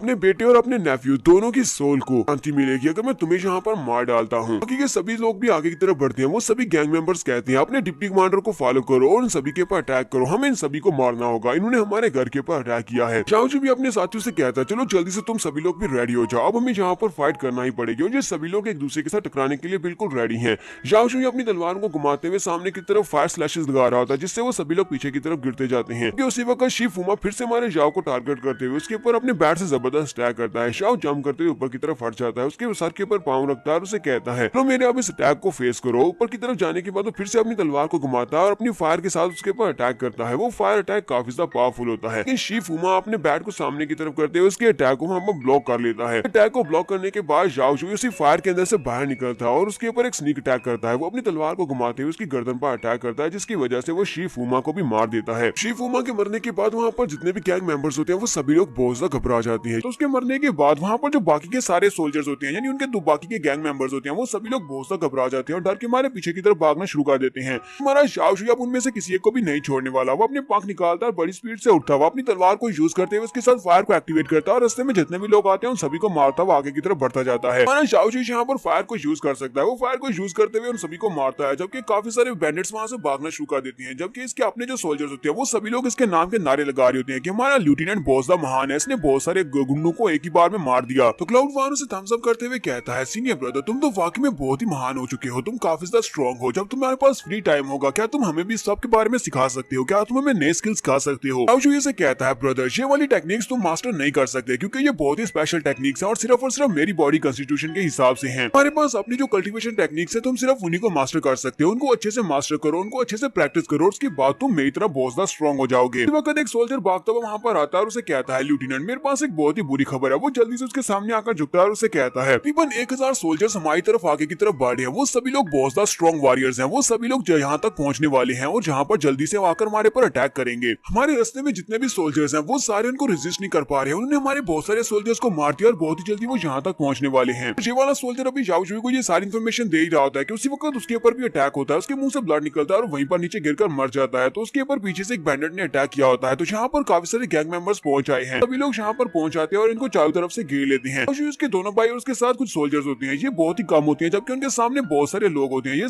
सारे डीमन हंटिंग ग्रुप के मेंबर होते हैं। तो जुनजी अपने दोनों भाइयों से कहता है सेकंड ब्रदर और थर्ड ब्रदर मैं यहाँ पर अपनी हिमालय बर्निंग स्लैश को यूज करते हुए रास्ता क्लियर करता हूँ। तुम लोगों को जैसे रास्ता मिले यहाँ से जल्दी से भागते हुए जाकर मेरे अंकल को बताना, अंकल को जाकर ये मैसेज देना, उनको बताना कि यहाँ पर क्या हो रहा है। तो दोनों से कहते हैं लेकिन हम लोग ऐसा नहीं कर सकते, हम तुम्हें छोड़कर कैसे जाएंगे। तो हमारा शाओशु जल्दी से ऊपर की तरफ जंप करता है, अपनी हिमालय बर्निंग स्लैश को यूज करते हुए सामने की तरफ फायर को रिलीज करता है। वहाँ पर एक रास्ता क्लियर हो जाता है जबकि फीचेंग जल्दी से क्लाउड वन का हाथ पकड़ता है और उसे कहता है चलो जल्दी से यहाँ से चलते हैं और जाकर अंकल को बताते हैं कि अगर हम लोग ने जल्दी से जाकर अंकल को इस बारे में नहीं बताया तो हम लोग अपने सीनियर ब्रदर को खो देंगे। दोनों के वहां से चले जाने के बाद शाओशु सारे गैंग मेंबर से कहता है मेरा नाम शाओशु है, मैं लॉन्ग फैमिली का एक मेंबर हूँ, सभी लोगों को अगर मौत का डर नहीं है तो फिर जल्दी से आ जाओ और मुझसे फाइट करो। क्लाउड वन अभी भी वापस की तरफ जाने की कोशिश कर रहा होता है जबकि फीचेंग उसे खींचते हुए कहता है सेकंड ब्रदर ये तुम कर क्या रहे हो। सीनियर ब्रदर ने हमारे लिए एक अपॉर्चुनिटी क्रिएट की ताकि हम लोग जल्दी से जाकर लेफ्टिनेंट को इस बारे में बता सके, सॉरी मार्शल को इस बारे में बता सके। हम लोग उसके सैक्रिफाइस को ऐसे जाया नहीं जाने दे सकते, हमें जल्दी से जल्दी जाकर मार्शल को इस बारे में बताना होगा। क्लाउड वन भी उसे कहता है हाँ मुझे भी लगता है कि हमें जल्दी से जल्दी जाकर मार्शल लॉन्ग को ढूंढना होगा। मार्शल आउशुन लॉन्ग को ढूंढते हैं ताकि वो शाओशु को जाकर बचा सके और बाकी के सोल्जर्स को भी। इसी वक्त आउशुन लॉन्ग को भी दिखाते हैं कि वो भी वहीं पर भागते हुए आ रही होती हैं। तो क्योंकि इन्होंने क्लिफ के ऊपर से इन सारे सोल्जर्स को उस तरफ जाते हुए देखा था, इन सारे गैंग मेंबर्स को, इसी वजह से अंकल भागते हुए उसी तरफ जा रहे होते हैं। अंकल कहते हैं शाओशु अपने साथ सिर्फ और सिर्फ 100 सोल्जर्स को लेकर गया है जबकि उस तरफ गैंग मेंबर्स बहुत ज्यादा हैं, सभी के सभी लोग उसी तरफ जा रहे हैं। शाओशु अकेला इन सभी को हैंडल नहीं कर पाएगा, मुझे जल्दी से जल्दी वहां पर पहुंचना होगा। वो रास्ते में पहुंचते हैं तो सामने से क्लाउड वन और फीचेंग भी आ रही होती हैं। वो उसे कहते हैं अंकल लॉन्ग प्लीज जल्दी से हमारे साथ चले, सीनियर ब्रदर काफी ज्यादा खतरे में है। आउशुन लॉन्ग उनसे कहते हैं ठीक है मुझे अपने साथ लेकर चलो। वो आगे की तरफ निकल जाते हैं जबकि वो लोग भी उनके पीछे ही होते हैं। मार्शल कहते हैं तुम्हारे थर्ड अंकल तुम्हारे पास पहुंचने वाले हैं, तुम्हें बस थोड़ी देर तक वहां पर अपने आप को बचा कर रखना होगा। जब ये लोग वहां पर पहुंचते हैं तो वहां पर दिखाते हैं कि लाशों का ढेर लगा होता है, जितने भी गैंग मेंबर्स होते हैं वो सभी लोग मर चुके होते हैं और उनकी लाशों के साथ एक बड़ा सा ढेर लगा होता है और उन लाशों के ढेर के ऊपर शाओशु खड़ा होता है। जबकि कुछ गैंग मेंबर्स अभी तक जिंदा होते हैं लेकिन उनकी टांगे भी कांप रही होती हैं, वो डर के मारे वहां पर घबरा कर खड़े होते हैं और कह रहे होते हैं ये तो एक मॉन्स्टर है, ये मॉन्स्टर है, हमें मार डालेगा। शाओशु जो कि उन सभी लाशों के ऊपर खड़ा होता है वहीं पर वो बेहोश हो जाता है। अंकल जल्दी से जंप करते हुए आगे बढ़ते हैं और उसे कैच कर लेते हैं और उसे कहते हैं शाओशु जल्दी से उठ जाओ। शाओशु उनसे कहता है अंकल मैंने अपनी फैमिली का नाम खराब नहीं किया, मैंने लॉन्ग फैमिली का नाम रोशन कर दिया, इतने सारे लोगों को देखकर मैं वापस की तरफ नहीं भागा। इसी के साथ ही शाओशु वहीं पर बेहोश हो जाता है। तो अंकल उसे उठाकर वापस अपने घर ले आते हैं। वापस घर बाहर आने के बाद माँ इस बात से काफी ज्यादा खुश होती है। ग्रैंडपा कहते हैं जैसा कि मैंने जुएर के बारे में सोचा था, ये वाकई में काफी ज्यादा स्ट्रॉन्ग हो चुका है। आर्मी का लेफ्टिनेंट बनने के बाद इसने वहाँ पर गैंग मेंबर्स को मारा और तकरीबन 1000 गैंग मेंबर्स को अकेले इस लड़के ने मार दिया है। कल मैं फर्स्ट प्रिंस के पास जाऊंगा और जाकर उसके सामने ये सारी बात करूंगा और उनसे बात करूंगा कि वो जुएर को इनाम दे। जाओ उनसे कहता है ग्रैंडपा ये सब कुछ तो थर्ड अंकल की वजह से हुआ है। अगर थर्ड अंकल वहाँ पर आने के बाद शीफूहू को नहीं मारते तो फिर ये सब कुछ पॉसिबल नहीं हो पाता, क्योंकि शीफूहू बहुत ही पावरफुल बंदा था। लोग वहाँ से बहुत ही बुरी हालत में वापस आते। तो थर्ड अंकल उनसे कहते हैं मैंने वहाँ पर ज्यादा कुछ नहीं किया, मैंने सिर्फ शीफूहू को मारा। इसके अलावा मैं तुम्हें बचाने के लिए वहाँ पर आ रहा था, लेकिन तुमने पहले से सभी लोगों को मार दिया था। मैंने इस बार में ज्यादा कुछ कंट्रीब्यूट नहीं किया। यहाँ पर अगर बात की जाए तुम्हारी, तो तुमने वहाँ पर अकेले एक मीडियम लेवल के इंडियन जान किंग को मार डाला, यानी कि शीफूमा का मुकाबला तुमने अकेले किया था। ये स्क्वाड का डिप्टी लीडर था। मुझे लगता है कि ये सब कुछ मेरी गलती की वजह से हुआ है, क्योंकि मैं उन दुश्मन को यहाँ पर सेंस नहीं कर पाया कि उनके पास कितने ज्यादा पावरफुल लोग थे। पूरे 1000 लोग जब तुम्हारी तरफ जा रहे थे तब भी मैं उनको सेंस नहीं कर पाया। तो शाह उनसे कहता अंकल आपको यहाँ पर अपने ऊपर कोई ब्लेम लेने की जरूरत नहीं है। मुझे इस बैटल से बहुत ज्यादा एक्सपीरियंस मिला है, क्योंकि ये बैटल मेरे लिए बहुत ज्यादा अच्छी थी, क्योंकि मेरे पास एक्सपीरियंस नहीं था। साथ ही जाओ क्लाउड वन से कहता है सेकंड ब्रदर मुझे ये बताओ कि हमें इस वहाँ से जितना भी लूट का माल मिला था क्या तुमने वो सारे सोल्जर्स में बांट दिया या नहीं। क्लाउड वन से कहता है ब्रदर तुम्हें परेशान होने की जरूरत नहीं है, तुम बिल्कुल श्योर हो जाओ, मैंने वो सारे का सारा माल सभी लोगों में बांट दिया है। तो तलवारें दी और किसी को बाकी का माल दिया है, जितना भी आ सकता था वो सारे का सारा बांट दिया है। एंड उनकी बातें सुनने के बाद सोच रहे होते हैं ये लड़का वाकई में एक महान जनरल बनने के लायक है। इसे ये भी अच्छी तरह से पता है कि जिन सोल्जर्स ने साथ देकर वहाँ पर गैंग मेंबर्स को मारने में इसकी मदद की, पर से लूट का माल उनके साथ भी बांटा जाए, ताकि अगली बार भी वो उसी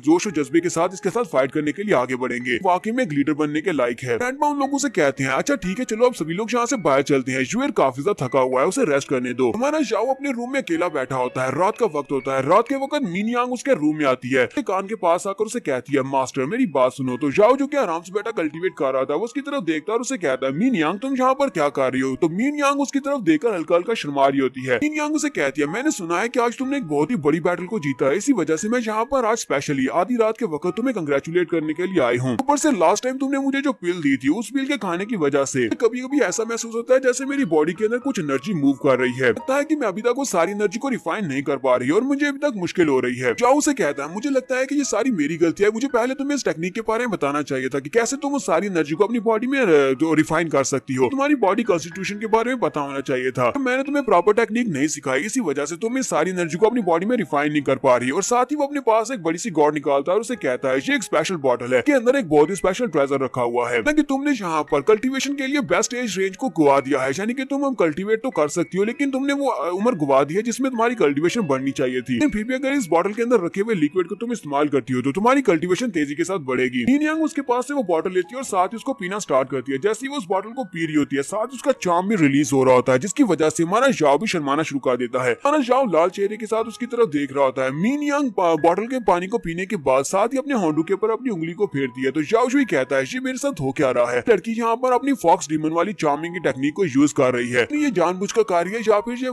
ऐसे इससे हो रहा है। मुझे लगता है कि मैंने इसे जो स्पेशल ट्रेजर फाइन दी है इसी वजह से इसका चार्म यहाँ पर रिलीज हो रहा है जो मेरे पर भी इफेक्ट कर रहा है। इसके साथ ही मीन यांग आगे बढ़ती है और उसे किस करती है। जाओ शुई उसे पीछे की तरफ हटा देता है और उसे कहता है तुमने यहाँ पर कुछ ज्यादा ही पी लिया, तुम ड्रंक हो, इसी वजह से तुम ये सब कुछ कर रही हो। तो मीन यांग उसे कहती है नहीं मैं यहाँ पर बिल्कुल भी इस नशे में नहीं हूँ, और साथ ही वो अपने कपड़े लूज करना स्टार्ट करती है। उसे कहती है मास्टर क्या हुआ, क्या मैं तुम्हें पसंद नहीं हूँ जो तुम मेरे साथ ये सब कुछ करने को तैयार नहीं हूँ। तो ऐसे लगता है कि जैसे मैं तुम्हें पसंद नहीं हूँ, क्या मैं खूबसूरत नहीं हूँ। इसी के साथ वो फिर से अपनी चार्मिंग की टेक्निक को रिलीज कर रही होती है। तो जाओ शुई उसकी तरफ देखने के बाद चेहरा और भी ज्यादा लाल हो जाता है, यानी कि वो बहुत ज्यादा शर्मा रहा होता है। शुई आगे बढ़ता है और उसे किस करता है। जैसे वो दोनों एक दूसरे के मुंह के साथ अपने मुंह को जोड़ते हैं, मीन यांग की बॉडी के अंदर कुछ ऐसा मैकेनिज्म होता है जो कि सामने वाले की स्पिरिचुअल एनर्जी को एब्जॉर्ब कर लेता है। अपनी चार्मिंग की टेक्निक को यूज करते हुए हमें अपने शिकार के साथ इस तरह करती है, हालांकि वो जानबूझकर नहीं कर रही लेकिन फिर भी अपने आप वो सिस्टम एक्टिवेट हो जाता है। तो जाओ शुई को जब एहसास होता है वो जल्दी से पीछे की तरफ धक्का देता है। मीन यांग वहीं पर बिस्तर के ऊपर पटकती है और वहीं पर बेहोश हो जाती है। हमारा जाओ शुई सोच रहा होता है यहाँ पर तो बहुत ही बुरा हुआ, ये फॉक्स क्लैन की यांग डिवाइवरिंग सुप्रीम टेक्निक है।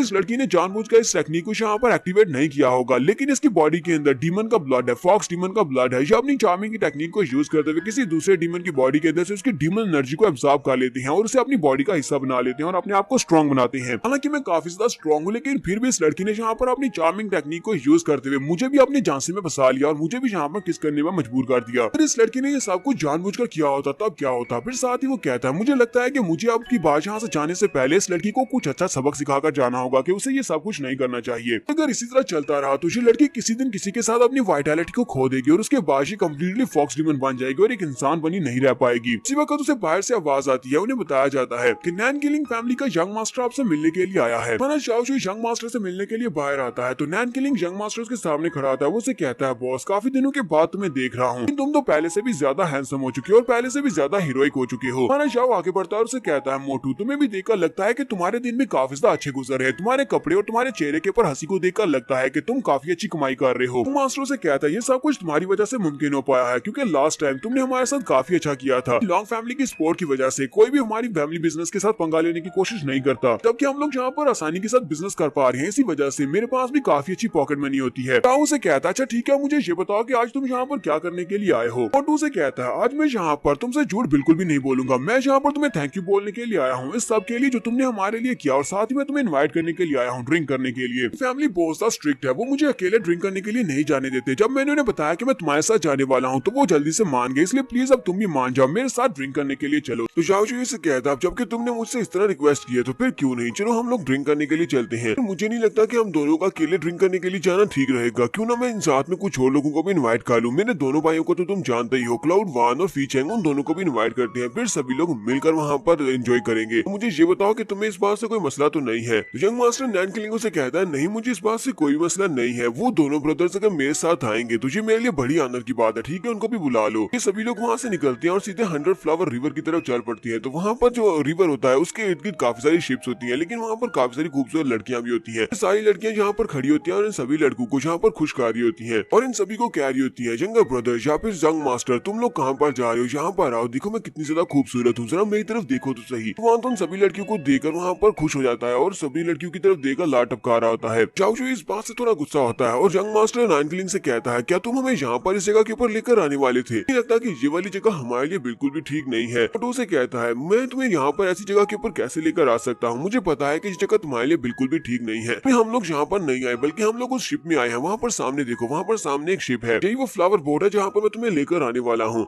पर जितनी भी लड़कियां वो सारी हमें एंटरटेन करने के लिए है, ना कि वो सभी हमारे साथ सोने के लिए है। जैसे तुम्हें परेशान होने की जरूरत नहीं है, हम लोग वहाँ पर जाएंगे और मिस लू का म्यूजिक सुनेंगे। तो क्लाउड वन उसकी बात सुनने के बाद हैरान होकर उसे कहता है, क्या तुम उसी फ्लावर बोट की बात कर रहे हो जिसे हमारी इंपीरियल सिटी की सबसे खूबसूरत लड़की, जो कि दूसरे नंबर पर सबसे खूबसूरत लड़की है, उसने स्टार्ट किया था। नाम फेरी लू है। मैंने तो ये भी सुना है कि इस फ्लावर बोट के ऊपर जाने के लिए हमारे पास एक लू टोकन होना चाहिए, और लू टोकन बहुत ज्यादा लिमिटेड है, यानी कि लू टोकन आसानी के साथ नहीं मिलते, और हमने पहले से यहाँ पर आने का कोई प्लान नहीं बनाया हुआ था। इसी वजह से मुझे नहीं लगता कि हमें यहाँ पर वक्त के ऊपर लू टोकन मिल पाएंगे। यहाँ से वापस चलते हैं, हमारे वहाँ पर जाने का कोई फायदा नहीं है। तो यंग मास्टर उनसे कहता है, हम लोगों को टेंशन लेने की क्या जरूरत है, पैसे से सब कुछ हासिल किया जा सकता है। वहाँ पर जाते हैं, जाकर उनको पैसा देकर उनसे लू टोकन ले लेते हैं, मेरे लिए कोई भी मसला नहीं है। तो ये लोग सीधे फ्लावर बोट के पास पहुंच जाते हैं। तो वहाँ पर दरवाजे के पास दो गार्ड्स खड़े होते हैं, वो उनको रोक देते हैं और कहते हैं, तुम सभी लोग यहाँ से आगे नहीं जा सकते, पहले अपने लू टोकन हमें दिखाओ, लू टोकन हैं तभी तुम लोग अंदर जा पाओगे। तो अपने पास से कुछ पैसे निकालता है और उस गार्ड से देते हुए कहता है, हम ब्रदर्स ने यहाँ पर आने से पहले कोई प्लान नहीं किया हुआ था, हमारे पास कोई लू टोकन है, हमने लू टोकन नहीं खरीदे, क्या तुम हमें अभी लू टोकन दे सकते हो, मैं तुम्हें कीमत दे देता हूँ। तो वो गार्ड उसे कहता है, प्लीज मुझे माफ करना है यंग मास्टर, हम लोग इस वक्त तुम्हें लू टोकन नहीं दे सकते, चाहे तुम हमें कितने ही पैसे क्यों ना दे दो, फिलहाल के लिए सभी की सभी बुकिंग हो चुकी है, इसलिए तुम्हें लू टोकन नहीं मिलेंगे। तो तुम्हारे पास पहले से कोई लू टोकन नहीं है, तो तुम कल सुबह आ जाना, कल सुबह आकर पहले लू टोकन लेना, और उसके बाद तुम लोग शाम के इवेंट में शामिल हो सकते हो, शाम के वक्त फेरी लू का गाना सुन सकते हो। मोटू से कहता है, मैं यहाँ पर 3 गुना ज्यादा प्राइस देने को तैयार हूँ, लू टोकन की मार्केट प्राइस से भी ज्यादा 3 गुना। जबकि शाओशुई से कहता है, मोटू अब बस भी करो, तुम इनके लिए इस काम को मुश्किल कर रहे हो, वो लोग यहाँ पर सिर्फ अपनी ड्यूटी कर रहे हैं, अगर हमें यहाँ पर नहीं मिल रहा तो कोई बात नहीं, हम लोग अगली बार यहाँ पर आएंगे और आकर गाना सुन लेंगे। जाने से पहले हम लोग यहाँ पर एक वक्त तो ले सकते हैं, चलो यहाँ पर आसपास घूमते हैं और फिर वापस चलते हैं। तो यहीं पर एक और फैमिली का यंग मास्टर खड़ा होता है, वो उनसे कहता है, तुम लोगों को क्या लगता है कि लू फैमिली का जो लू फ्लावर बोट है, इसके ऊपर कोई भी ऐसी मुंह उठाकर चला आएगा और उसे आने की इजाजत मिल जाएगी, वहाँ से फर्क नहीं पड़ता कि तुम लोग कौन हो, तुम्हारी बैकग्राउंड क्या है, अगर तुम्हारे पास लू टोकन नहीं है तो फ्लावर बोट के ऊपर तुम्हें आने की इजाजत नहीं है, तुम सभी लोग इस वक्त तुम्हारे रास्ते में खड़े हो, चलो जल्दी से सामने से दफा हो जाओ ताकि हम लोग अंदर जा सके। तो लोगों को क्या लगता है कि तुम्हारे पास हाई सोशल स्टेटस है, तुम लोग अपने हाई सोशल स्टेटस को यूज करते हुए फ्लावर बोट के ऊपर जाकर मिस फेरी लू का गाना सुन सकते हो। मुझे नहीं लगता कि तुम इस बार गाना सुन पाओगे, अगले जन्म में आना और अगले जन्म में अमीर होकर वापस आना। मोटू चिल्लाकर उसे कहता, अपनी बकवास बंद करो, तुम होते कौन हमारे बारे में इस तरह की बात करने की, तुम्हें लगता है कि मुझसे पंगा लेना आसान है, मैं नैन किलिंग फैमिली का यंग मास्टर हूँ। दूसरे वाला यंग मास्टर से कहता है, तो मैं यहाँ पर तुम्हारे बारे में बात कर रहा हूँ, तुम्हें क्या लगता है कि मैं किसके बारे में बात करूंगा, सभी लोगों को तो फ्लावर बोट के ऊपर आने की इजाजत भी नहीं मिली, तुम्हें क्या लगता है कि तुम लोग कौन हो। मोटू उसकी बातें सुनने के बाद बहुत ज्यादा गुस्सा हो रहा होता है, जबकि शाओशुई से रोक देता है और कहता है, मोटू जरा रुक जाओ, जाओ, मुझे इसको हैंडल करने दो। साथ ही वो अपनी डीमन पावर्स को रिलीज करता है। जब वो अपनी टाइगर डीमन की पावर्स को रिलीज करता है तो वो बंदा उसे देखते ही बहुत सा घबरा जाता है। शाओशुई जब अपनी टाइगर डीमन की पावर्स को रिलीज करते हुए एक रोर लगाता है, बेचारे के कान उसको बर्दाश्त नहीं कर पाते, जिसके साथ वो वहीं पर बेहोश हो जाता है। और क्योंकि वो किनारे के ऊपर खड़ा होता है, वहीं पर से वो पानी के अंदर गिर जाता है, तो वो समुद्र के अंदर गिर जाता है और वहीं पर डूबना स्टार्ट कर देता है। चिल्ला चिल्ला कर कह रहा होता है, कोई मेरी हेल्प करो। कि मोटू शाओशुई से कहता है, ब्रदर तुम वाकई में बहुत ही अच्छे हो, तुमने इसको बहुत ही अच्छा सबक सिखाया, तुम्हारा बहुत बहुत शुक्रिया। जिंग कहता है, पता नहीं ये कमीना घटिया इंसान कहाँ से आया था, लेकिन यहाँ पर किसी को भी ये हक नहीं है कि कोई भी आकर हमारा आकर मजाक उड़ा सके। फ्लाउड वन कहता है, मैं भी अपने ब्रदर के साउंड अटैक को बर्दाश्त नहीं कर सकता, ये वाला इडियट जो भी था तो इस अटैक को बिल्कुल भी फेस नहीं कर सकता था। तो शाओशुई उनसे कहता है, चलो फिर यहाँ से चलते हैं। और ये लोग जैसे यहाँ से पीछे की तरफ मुड़ जाते हैं, उसी वक्त फेरी लू और उसके साथ उसकी नौकरानी वहाँ पर पहुंच जाती है। नौकरानी दूर से चलाकर कहती है, ये तो मास्टर शाओशुई हैं। शाओ भी अपना नाम सुनने के बाद वहीं पर रुक जाता है, पीछे की तरफ मुड़ता है, कहता है, लगता है कि यहाँ पर कोई है जो मुझे जानता है। क्लाउड वन पीछे की तरफ देखता है और कहता है, ये तो मिस जोंगमी है और इसके पीछे लू जिंग है, यानी कि यही फेरी लू है। फेरी लू और उसकी नौकरानी दोनों ही जल्दी से वहाँ पर आते हैं, उनके सामने आकर उनको ग्रीट करते हैं। एक्चुअली मिस फेरी लू वो हमारे शाओशुई के सामने झुकते हुए उसे ग्रीट करती है और उसे यंग मास्टर जाओ कह रही होती है। जबकि हमारे जाओ को भी याद आता है कि लास्ट टाइम पिछले सीजन में जब ये पानी के रास्ते से वापस आ रहे थे तो वहाँ पर इनकी कश्तियों के ऊपर अटैक हुआ था, वहाँ पर इन दोनों की जान बचाई गई थी। शाओशुई ने इन दोनों को पानी से निकाला था। जाओ से कहता है, तो इसका मतलब यह है कि तुम ही फेरी लू हो, काफी लंबे वक्त के बाद तुम्हें देख रहा हूँ। मिस फेरी लू आगे बढ़ती है और अपने दोनों गार्ड से कहती है, ये मेरा सेवियर है, इसने मेरी जान बचाई थी, आज इस लड़के के अलावा यहाँ पर कोई भी नहीं आना चाहिए। जिनकी भी अपॉइंटमेंट है उन सभी के अपॉइंटमेंट्स को कैंसिल कर दो, मैं सिर्फ और सिर्फ इसी लड़के के लिए आज गाना गाने वाली हूँ। मिस लू जिंग से कहती है, उम्मीद करती हूँ कि तुम मेरे साथ स्नो फ्लावर बोर्ड के ऊपर जाओगे और वहाँ पर जाकर मेरा गाना सुनोगे, स्पेशली ये वाला गाना तुम्हारे लिए गाने वाली हूँ। शाओशुई से कहता है, जबकि मिस लू ने यहाँ पर एक बहुत ही अच्छी रिक्वेस्ट की है तो मैं इस रिक्वेस्ट को मना कैसे कर सकता हूँ, लेकिन मैं तो यहाँ पर अपने ब्रदर्स के साथ करने के लिए आया था ताकि मैं एंजॉय कर सकूँ। अब मुझे ये बताओ कि मेरे ब्रदर्स का क्या होगा, अगली बार का कोई प्लान रख लेते हैं।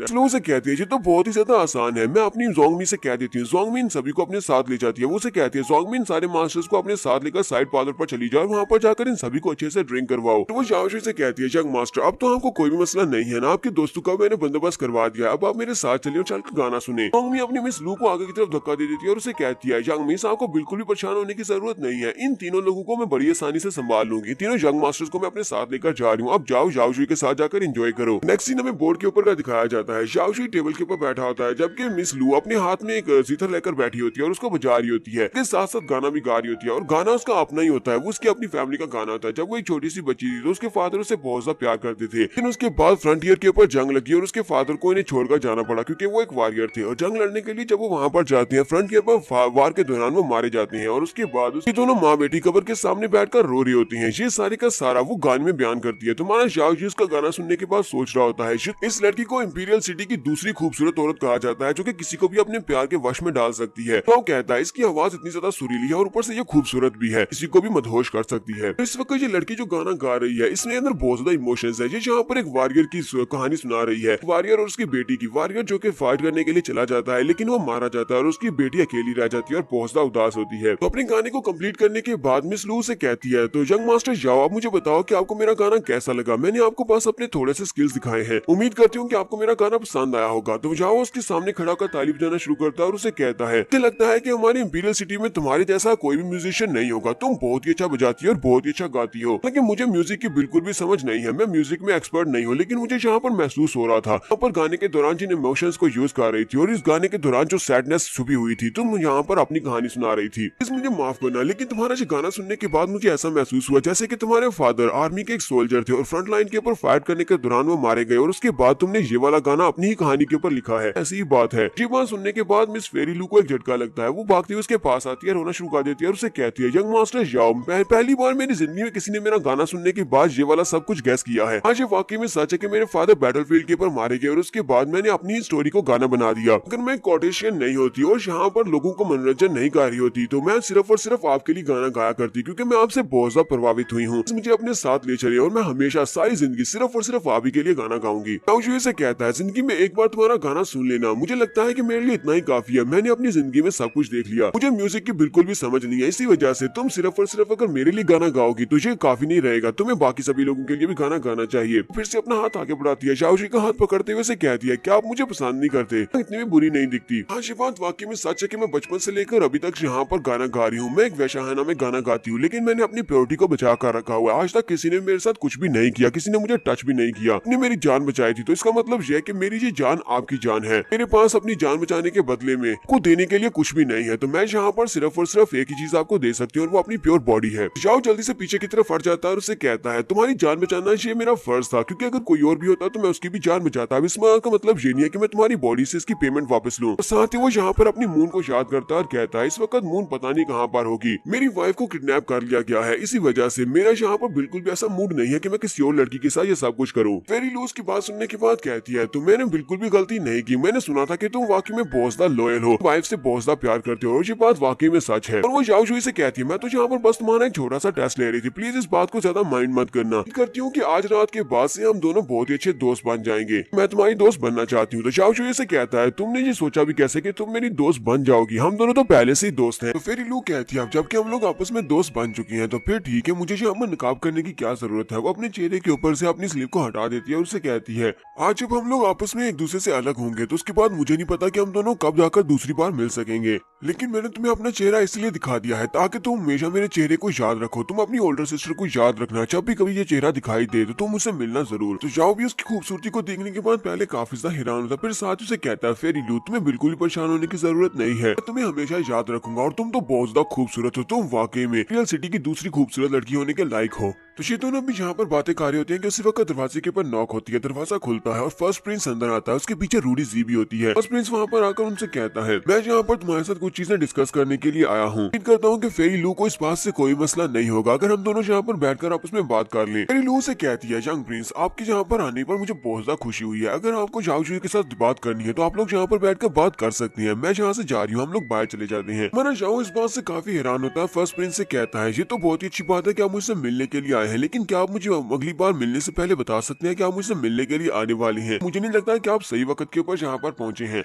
इसी वक्त प्रिंसेस रूडी सी भी उसके पीछे से बाहर निकलती है, यानी अपने भाई के पीछे से बाहर निकलती है और उसे कहती है तुम्हारी इस बात का क्या मतलब है कि तुम्हें आने से पहले बता दें, क्या हमने यहाँ पर तुम्हारा मूड खराब कर दिया, क्या तुम यहाँ पर कुछ मजे करने वाले थे। तो जल्दी से हम सभी लोग यहीं पर बैठकर आपस में बात करते हैं, यहाँ पर कोई बाहर वाला तो है ही नहीं, हम लोग एक दूसरे के साथ अजीबली बिहेव क्यों कर रहे हैं। जाओ जुई दोनों बहन भाई के साथ वहीं पर बैठ जाता है। प्रिंसेस उसे कहती है जाओ जुई क्या तुम्हें अभी भी याद है कि मैंने तुमसे क्या कहा था, तुमने मुझसे एक वादा किया था और तुम्हें उस वादे को पूरा करना होगा। तो जाओ जुई से कहता है हाँ प्रिंसेस मुझे आज भी याद है, मैंने तुमसे वादा किया था कि मैं 5 साल के अरसा में आर्मी का एक जनरल बन जाऊंगा और आर्मी का जनरल बनने के बाद मैं तुम्हें सपोर्ट करूंगा, यानी कि तुम्हारे भाई को प्रिंस बनने में सपोर्ट करूंगा। फर्स्ट प्रिंस भी उसे कहता है जाओ जुई ये मेरी भी ख्वाहिश है कि तुम आर्मी के एक जनरल बन जाओ और आर्मी के एक महान जनरल बनने के बाद तुम मुझे सपोर्ट करो, तुम जितने ज्यादा स्ट्रॉन्ग हो, अगर तुम मेरे साथ रहोगे तो मेरे आगे का रास्ता बहुत ज्यादा क्लियर हो जाएगा और मैं क्राउन प्रिंस बन सकता हूँ, हो सकता है कि मैं फ्यूचर में बहुत ही जल्दी कैंपर बन जाऊँ। प्रिंसेस भी सोच रही होती है मेरा भाई तो इससे कुछ ज्यादा एक्सपेक्टेशंस लगाकर बैठा हुआ है, वैसे मुझे ऐसा लगा नहीं था कि मेरे भाई को इससे इतनी ज्यादा एक्सपेक्टेशंस हैं। तो जाओ जुई प्रिंस से कहता है प्रिंस आपको बिल्कुल भी घबराने की जरूरत नहीं है, ना ही टेंशन लेने की जरूरत है, मैंने प्रिंसेस के साथ जो एग्रीमेंट किया था मैं उस एग्रीमेंट को जरूर पूरा करूंगा, आर्मी को तो मैं पहले ज्वाइन कर चुका हूँ, बहुत ही जल्दी 5 साल के अरसा में मैं आर्मी का जनरल बनकर दिखाऊंगा, उसके बाद मैं आपकी हेल्प जरूर करूंगा।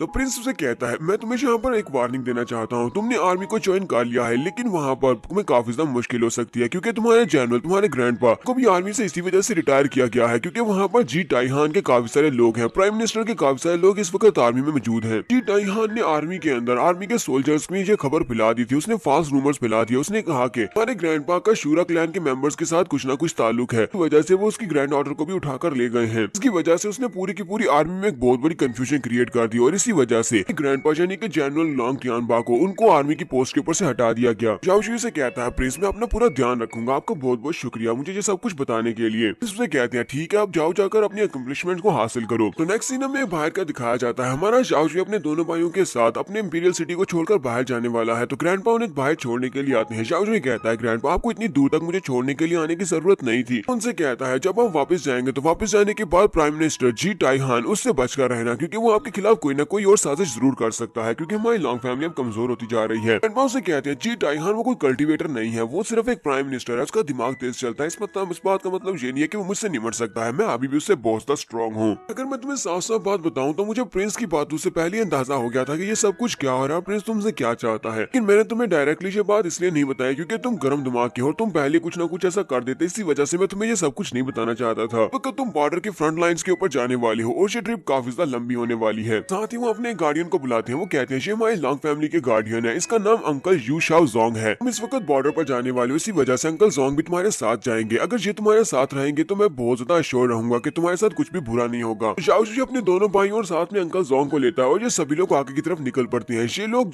बॉर्डर्स के ऊपर जाने वाले हैं। तो चलते चलते ये लोग एक डेजर्टेड प्लेस पर पहुंच जाते हैं जिसको नॉर्दर्न प्लेन डायनेस्टी कहा जाता है। अंकल जोंग कहते हैं यंग मास्टर, तो हम लोग नॉर्दर्न प्लेन डायनेस्टी की टेरिटरी में पहुंच आए और बहुत ही जल्दी यहाँ पर एंटर होने वाले हैं। यहाँ से बस थोड़ा सा आगे जाने के बाद इस डेजर्ट को पार करेंगे तो आगे एक सिटी है जिसको डीप नॉर्थ सिटी कहा जाता है। ये वाला सिटी हमारे बॉर्डर्स के बहुत ज्यादा करीब है, जहाँ पर हमारी लॉन्ग फैमिली की आर्मी बॉर्डर्स को प्रोटेक्ट कर रही है। जब से हमारे जनरल को आर्मी की पोस्ट के ऊपर से हटाया गया है उसके बाद से यहाँ पर जितने भी गार्ड्स थे वो सारे के सारे हार चुके हैं और उनके हारने की वजह से पूरे शहर का कंट्रोल शूरा डीमंस के हाथ में चला गया है। नहीं समझ रहे कि इस डायनेस्टी के ऊपर शूरा डीमन के लोगों ने कंट्रोल किया हुआ है। तो ग्रैंडपा की आर्मी से निकाले जाने की एक बड़ी वजह ये भी है कि लेडी मून को किडनैप कर लिया गया। शूरा डीमंस लेडी मून को उठाकर ले गए हैं, जिसकी वजह से टाइहान यानी कि प्राइम मिनिस्टर के लोगों को ये मौका मिल गया कि वो तुम्हारे ग्रैंडपा के खिलाफ अफवाहें फैला सके। और उन्होंने जो अफवाहें फैलाई थी वो सोल्जर्स के दिल में बैठी हुई हैं। इसी वजह से सोल्जर्स ने तुम्हारे ग्रैंडपा का साथ छोड़ दिया है। इसी वजह से हमारी लॉन्ग फैमिली डिक्लाइन में चली गई है। अब फिर से यहाँ पर प्राइम मिनिस्टर का नाम सुनने के बाद गुस्सा आ जाता है और कहता है ये जी टाइहान ये मेरे हाथ से बिल्कुल भी नहीं बचने वाला, इसने मेरी फैमिली के साथ बिल्कुल भी अच्छा नहीं किया। चेंग जाओशुई से कहता है ब्रदर तुम्हें ग्रैंडपा के लिए परेशान होने की जरूरत नहीं है। प्राइम मिनिस्टर चाहे कितना ही स्ट्रॉन्ग क्यों ना हो, सिर्फ और सिर्फ दिमाग से स्ट्रॉन्ग है। वो पावर में इतना स्ट्रॉन्ग नहीं है कि तुम्हारे ग्रैंडपा का मुकाबला कर सके। वो तुम्हारे ग्रैंडपा के सामने बिल्कुल एक जोकर लगेगा।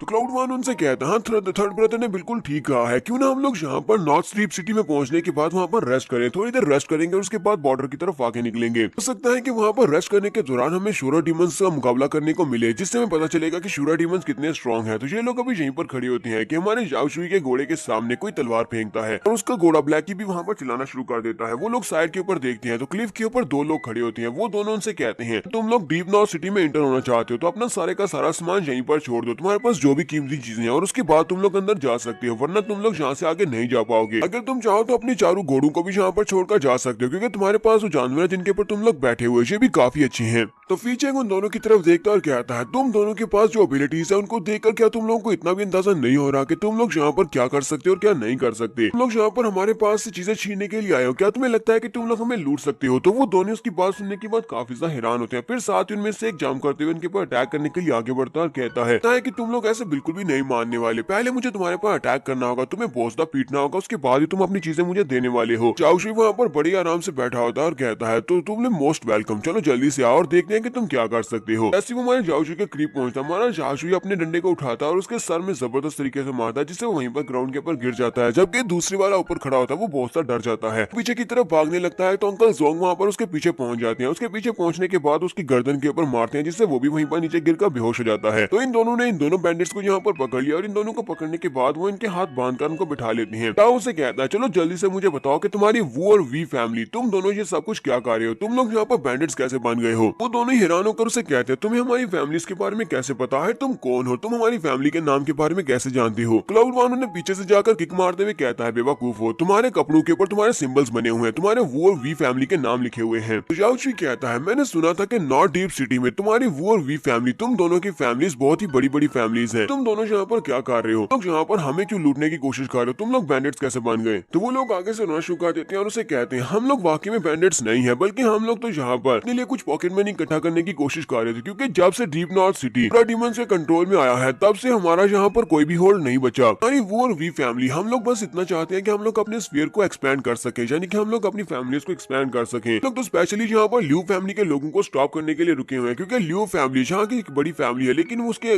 लीडर के यहाँ पर ना होने की वजह से हमारे पास एक बहुत ही अच्छा मौका है उनकी फैमिली के ऊपर कब्जा करने का या फिर उनकी फैमिली को डिस्ट्रॉय करने का। जाओशुई से कहता है मुझे ये बताओ क्या ल्यू फैमिली के पैट्रियार्च का नाम ल्यू जैन है, मुझे ये भी बताओ कि तुम्हारी वो और वी फैमिलीज ये इनको सप्रेस क्यों करना चाहती हैं? बंदा उसे कहता हाँ उनकी पैट्रियार्च का नाम ल्यू जैन ही है, कुछ अर्सा पहले यहाँ से गायब हो गया था और अभी तक वो वापस नहीं आया। तो इस वक्त ल्यू फैमिली के पास कोई भी पैट्रियार्च नहीं है। जिस फैमिली के पास कोई पैट्रियार्च नहीं है उसको बड़ी आसानी से कंट्रोल किया जा सकता है या फिर डिस्ट्रॉय किया जा सकता है। इसी वजह से हम लोग यहाँ पर ये सब कुछ कर रहे हैं, लेकिन पता नहीं कि तुम लोग ने यहाँ पर आकर हमारे साथ ये सब कुछ क्यों किया है, तुमने हमें क्यों बंदी बनाया? फिर साथ ही उसे झटका लगता है और वो जाओशुई की तरफ देखकर कहता है कहीं ऐसा तो नहीं है कि तुम ल्यू फैमिली के कोई एक्सपर्ट हो, उन्होंने तुम्हें हायर किया होगा हमें मारने के लिए। अंकल जोंग आगे बढ़ते हैं, जाओशुई से कहते हैं यंग मास्टर मुझे ये बताएं कि आप फैमिली पैट्रियार्च को कैसे जानते हैं, आप ल्यू जैन को कैसे जानते हैं? और जो इसे कहता है मैं उसे कल्टीवेशन के दौरान मिला था, जब मैं नो डीमन अबीस में कल्टीवेट कर रहा था तब मुझे वहां पर वो मिला था, मैंने उसकी जान बचाई थी। जब मैंने उसकी जान बचाई तो उसने अपने अपने बारे में बताया कि उसका नाम ल्यू जैन है और ल्यू फैमिली का पैट्रियार्च है। उसने अपने पास से कुछ किंग लेवल के